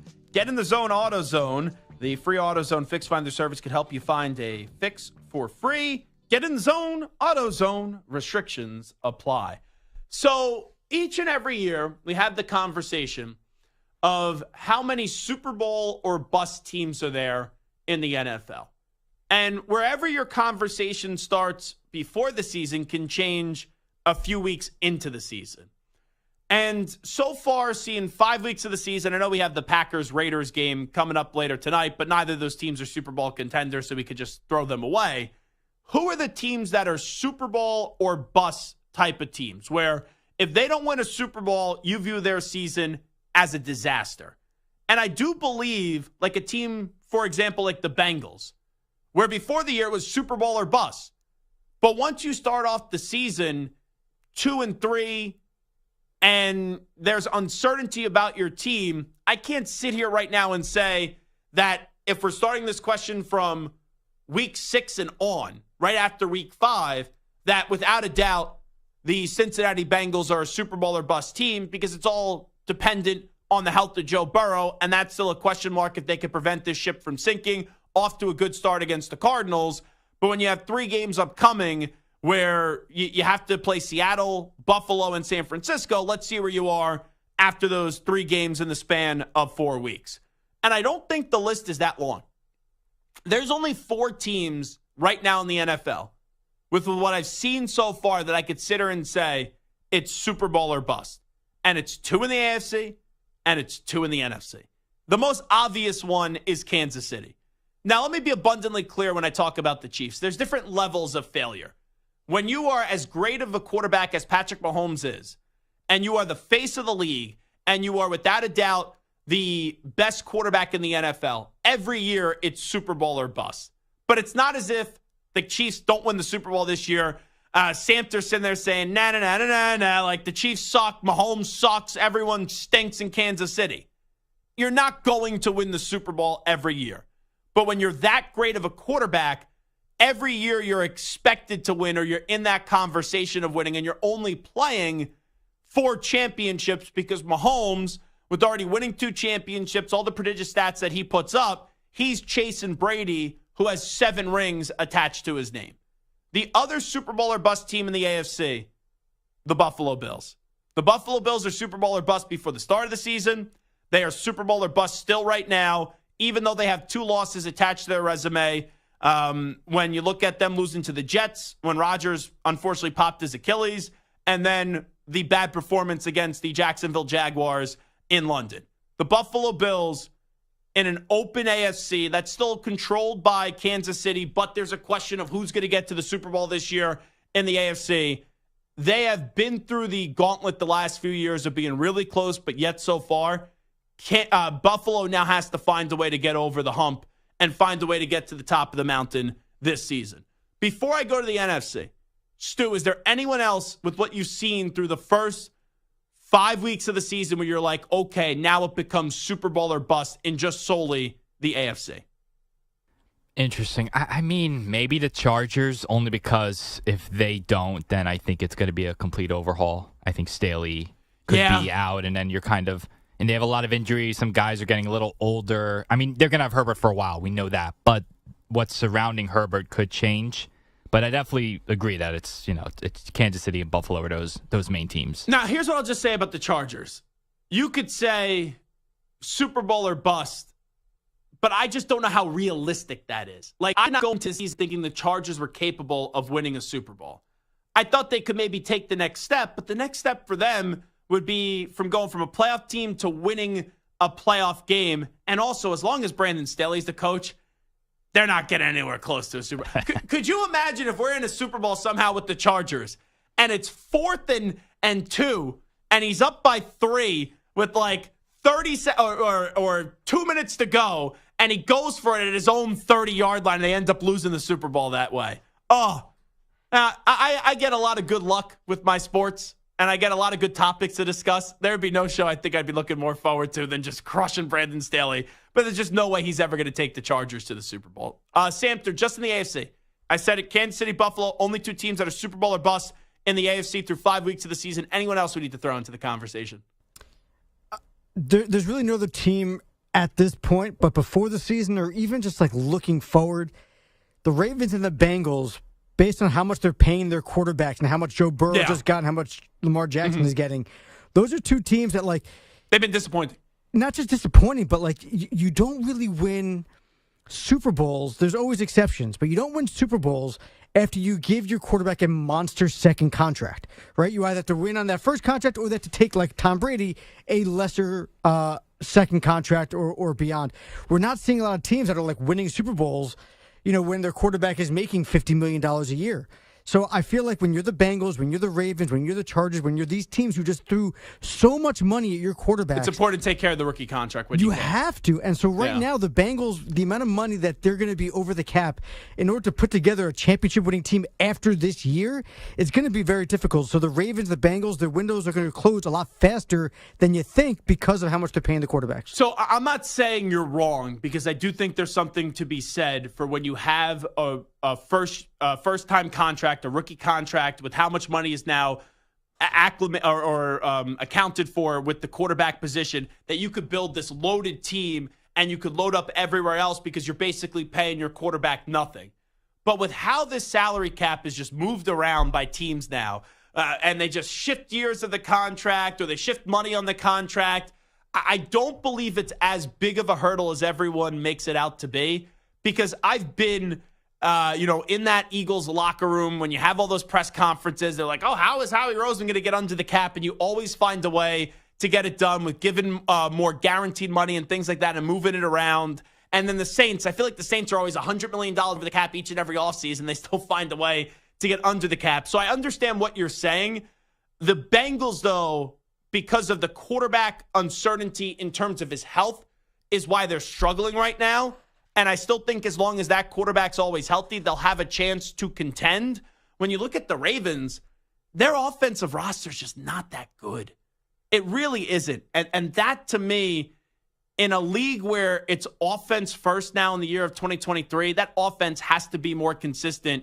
And there's just too many injuries, unfortunately, that are synonymous with the Baltimore Ravens. I'm surprised that neither of you brought up the Dolphins. Like, I don't view the Dolphins as Super Bowl or bust. They're capable of getting the Super Bowl this year. Just because going into the season, I did think the Dolphins could be the best team in the AFC East. I picked them to win the AFC East, but you're splitting hairs between the Bills and the Jets before the season did start. But, right now, this is as good of a chance you have in the AFC to get to the Super Bowl. Their defense has to play better. They need Jalen Phillips back. But a team that I'm monitoring are the Miami Dolphins in that Super Bowl or bust conversation, just getting there. Because even though it would be ahead of the process, there's a lot of times teams... Right, I know that we all say when you win a Super Bowl, it's like, it just all went to plan. But there's a lot of times where teams win a Super Bowl and you're like, how the heck did this team get to the Super Bowl? How the heck did they get to this game? How the heck did they find a way to win the Lombardi Trophy? Like, look at the Bengals a few years ago. Who would have thought the Bengals would have been in a Super Bowl? So you never know when you're going to get there. And when you get there, you have to take advantage because you never know when you're going to be back. And then the NFC, it's the easiest thing. There's only 2 Super Bowl or bust teams in the NFC. I don't even think this is a debate. I think everyone else is fighting for who's going to be the third best team in the NFC. Up until last night, we thought it was Dallas. There's a good case to be made for the Seattle Seahawks. There's a good case to be made for the Detroit Lions, even though the Seahawks did beat the Lions earlier this year. We'll see what Tampa Bay turns out to be. But it's Super Bowl or bust for Philadelphia, who just got to the Super Bowl last year and lost after having a lead at halftime to the Kansas City Chiefs. And for the 49ers, it seems like each and every year they're in the NFC title game. They've been so close. Now Brock Purdy is looking pretty awesome. And he's rocking out with this Brock out, one of my favorite lines that I've ever come up with. This 49ers team has to find a way to get the job done this year. And this can't just be, this was the team that went 5-0 and beat the snot out of the Dallas Cowboys. They need to be lifting a Lombardi Trophy at the end of the year, because you talk about a window for the 49ers. A lot of times you never get to see how close you are to that window slamming shut. And this 49ers roster is loaded with guys like McCaffrey and Debo and Ayuk and Bosa and Kittle and Brock Purdy. And we go on and on and on and on and on. Fred Warner with the talent that the 49ers have. But when you get so close and yet so far, eventually that play, that maybe health or that level of excellence starts to fade. And for the 49ers, if they're going to win a Super Bowl, it's either going to be this year or next year. But with what they've done through the first 5 weeks of the season, we all know how dominant of a team they are. So for me, there's only 4 Super Bowl or bust teams right now through 5 weeks in the NFL. It's the 2 in the NFC, Eagles, 49ers, and the 2 in the AFC right now. I would go with the Buffalo Bills and the Kansas City Chiefs. Who's a Super Bowl or bust team this year in the NFL? 855-212-4CBS, 855-212-4227. We put a bow on week 5 of the NFL football season. When we come on back, we'll give you a little preview of the Packers at the Raiders. And by the way, Stu, actually, is that a Raiders shirt? It sure is. You are really embarrassed to be a Raiders fan. I'm wearing a shirt. No. The reason I say that is the entire show I'm looking at you, and I could not see the very, very small Raiders logo that is on your chest. And I'm like, I can't believe Stu is not wearing a Raiders shirt today. And then I squinted a little bit. I'm like, oh, my God. If you take out a magnifying glass, you could see that there's a Raiders logo on there. It's very small. You're trying to say, yeah, this is my team, but, hey, don't acknowledge me when I walk by you on the street. Yeah, not too loud. Quiet. What do you want from him? To wear like a giant Raiders logo as a costume? Do you see what those fans do? We've been at the draft. Remember that guy that was dressed up as a gorilla? He's not hiding his Raiders fandom. Stu, the fact that you're not dressed as a gorilla right now is insulting to the Raiders and to your fandom. Will you dress as a gorilla tomorrow if the Raiders win this game? That might be tough since I don't have any type of gorilla costumes. But look at his face, though. If they make the playoffs, I'll wear one. How about that? So one of my buddies that just got married is a big Raiders fan. Him and his now wife, they dress like freaks when they go to the Raiders game, like how Raiders fans dress that really embrace what was it? The black hole out there in Oakland for all those years. When you go to Raiders games, you don't dress as if you're a member of the black hole? I wear a jersey. Just a jersey? Yeah, just a jersey. What's the jersey of choice now? Because it's not as if you have a lot of great options to pick from. I have a lot of bad ones. Max Crosby's the one of choice right now. That's a good one. Yeah. What's the worst jersey, by the way, that you guys own? What's the worst purchase? Everyone has purchased a bad jersey. For me, it's either Kaz Matsui or a Jason Bay Mets jersey. Both of those jerseys, the worst jersey selections I've ever purchased. Really bad decision. Even got a laugh out of Richard Ackerman right there in the background. He was like, never heard that name. Kaz Matsui in 3,000 years. Stu, worst jersey you ever purchased? Easy. Jamarcus Russell away Raiders jersey. Bad. Very bad. He didn't even watch the playbook or read the playbook at all. Samter? That's rough, Jamarcus Russell. You know what your worst jersey is? The one that you made a few weeks ago, the McCole Hardman Jets jersey. McCole Hardman, who has 0 catches in the history of his Jets career. The guy's seen no time on the playing field. Keeps on getting benched. But at the end of the day, it was better than what it was underneath the fake Hardman, which was Mark Sanchez. That's probably my worst jersey. Wait, what? Sanchez got you to 2 AFC championship games. Yeah, He's an underappreciated Jet quarterback. That's not an all-time bad jersey. Yeah. He'll always be remembered for the butt fumble. That's all that matters.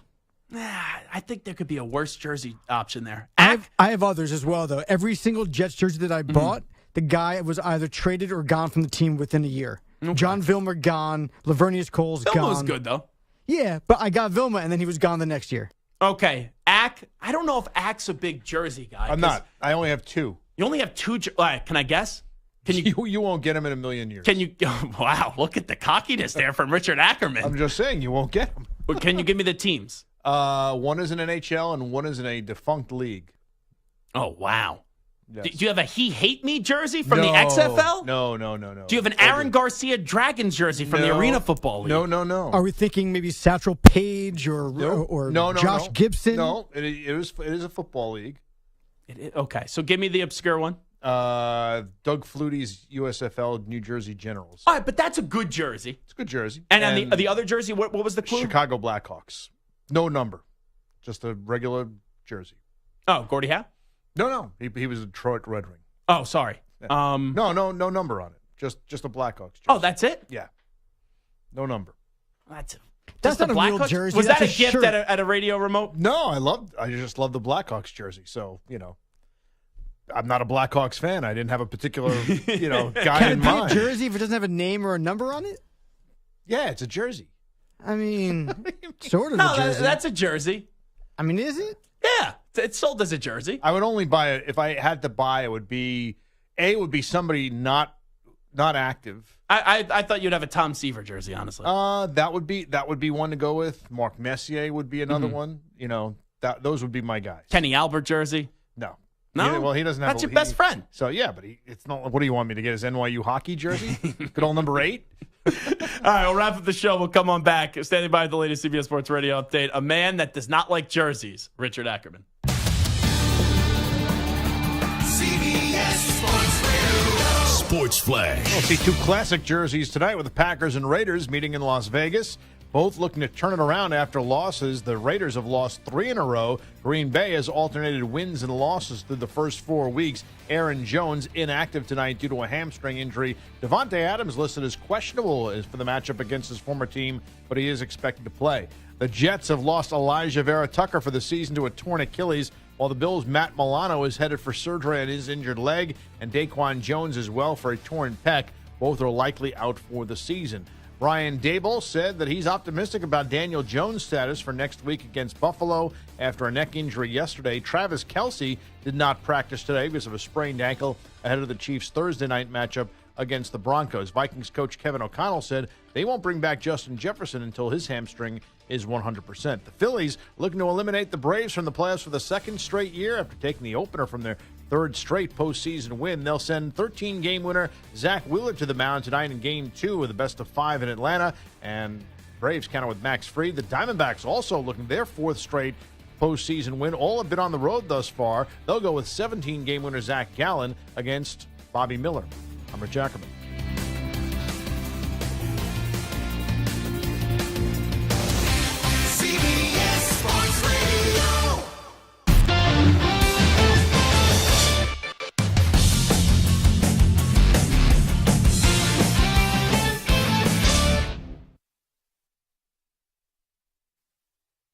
You're in a 5-minute break.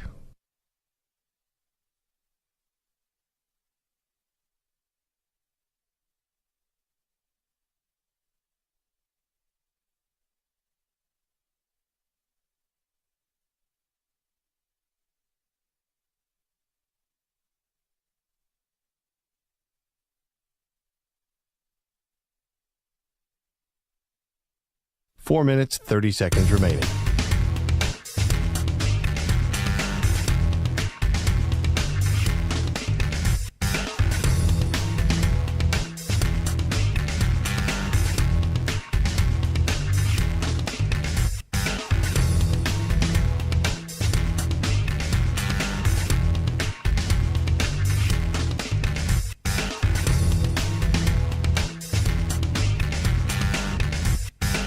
Four minutes remaining.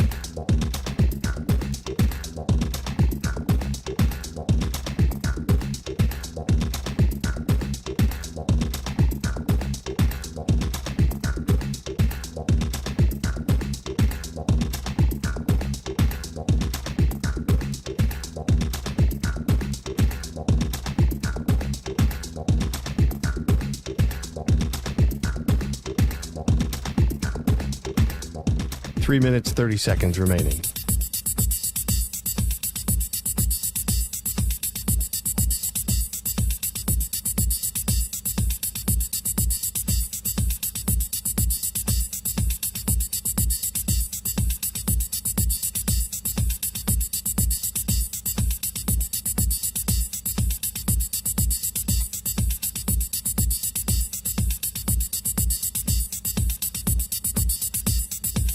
Three minutes remaining.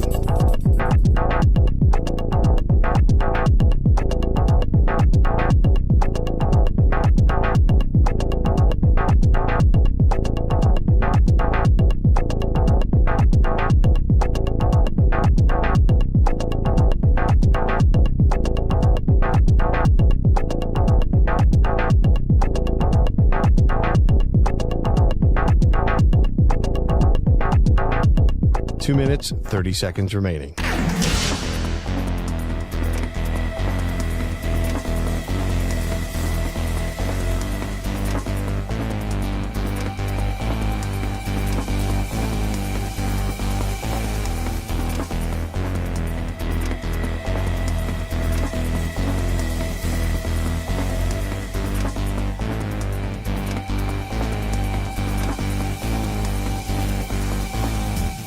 Two minutes remaining.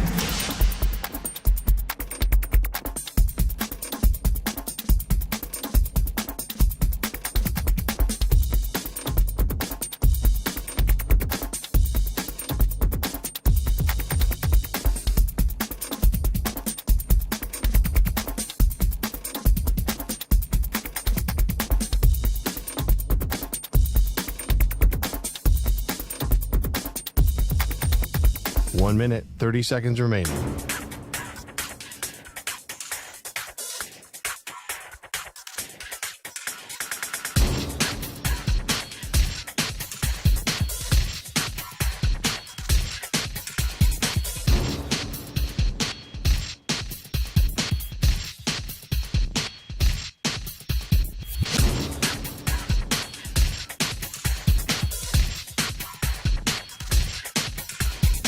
One minute remaining.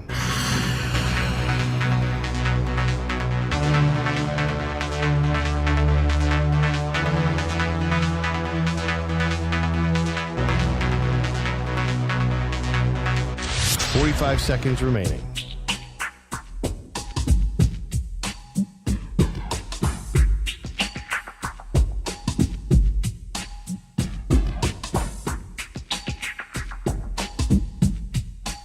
Seconds remaining.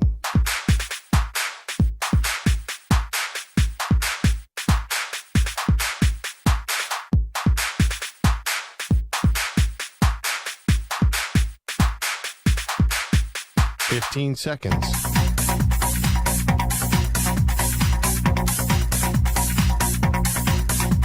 Break ends in 5 seconds.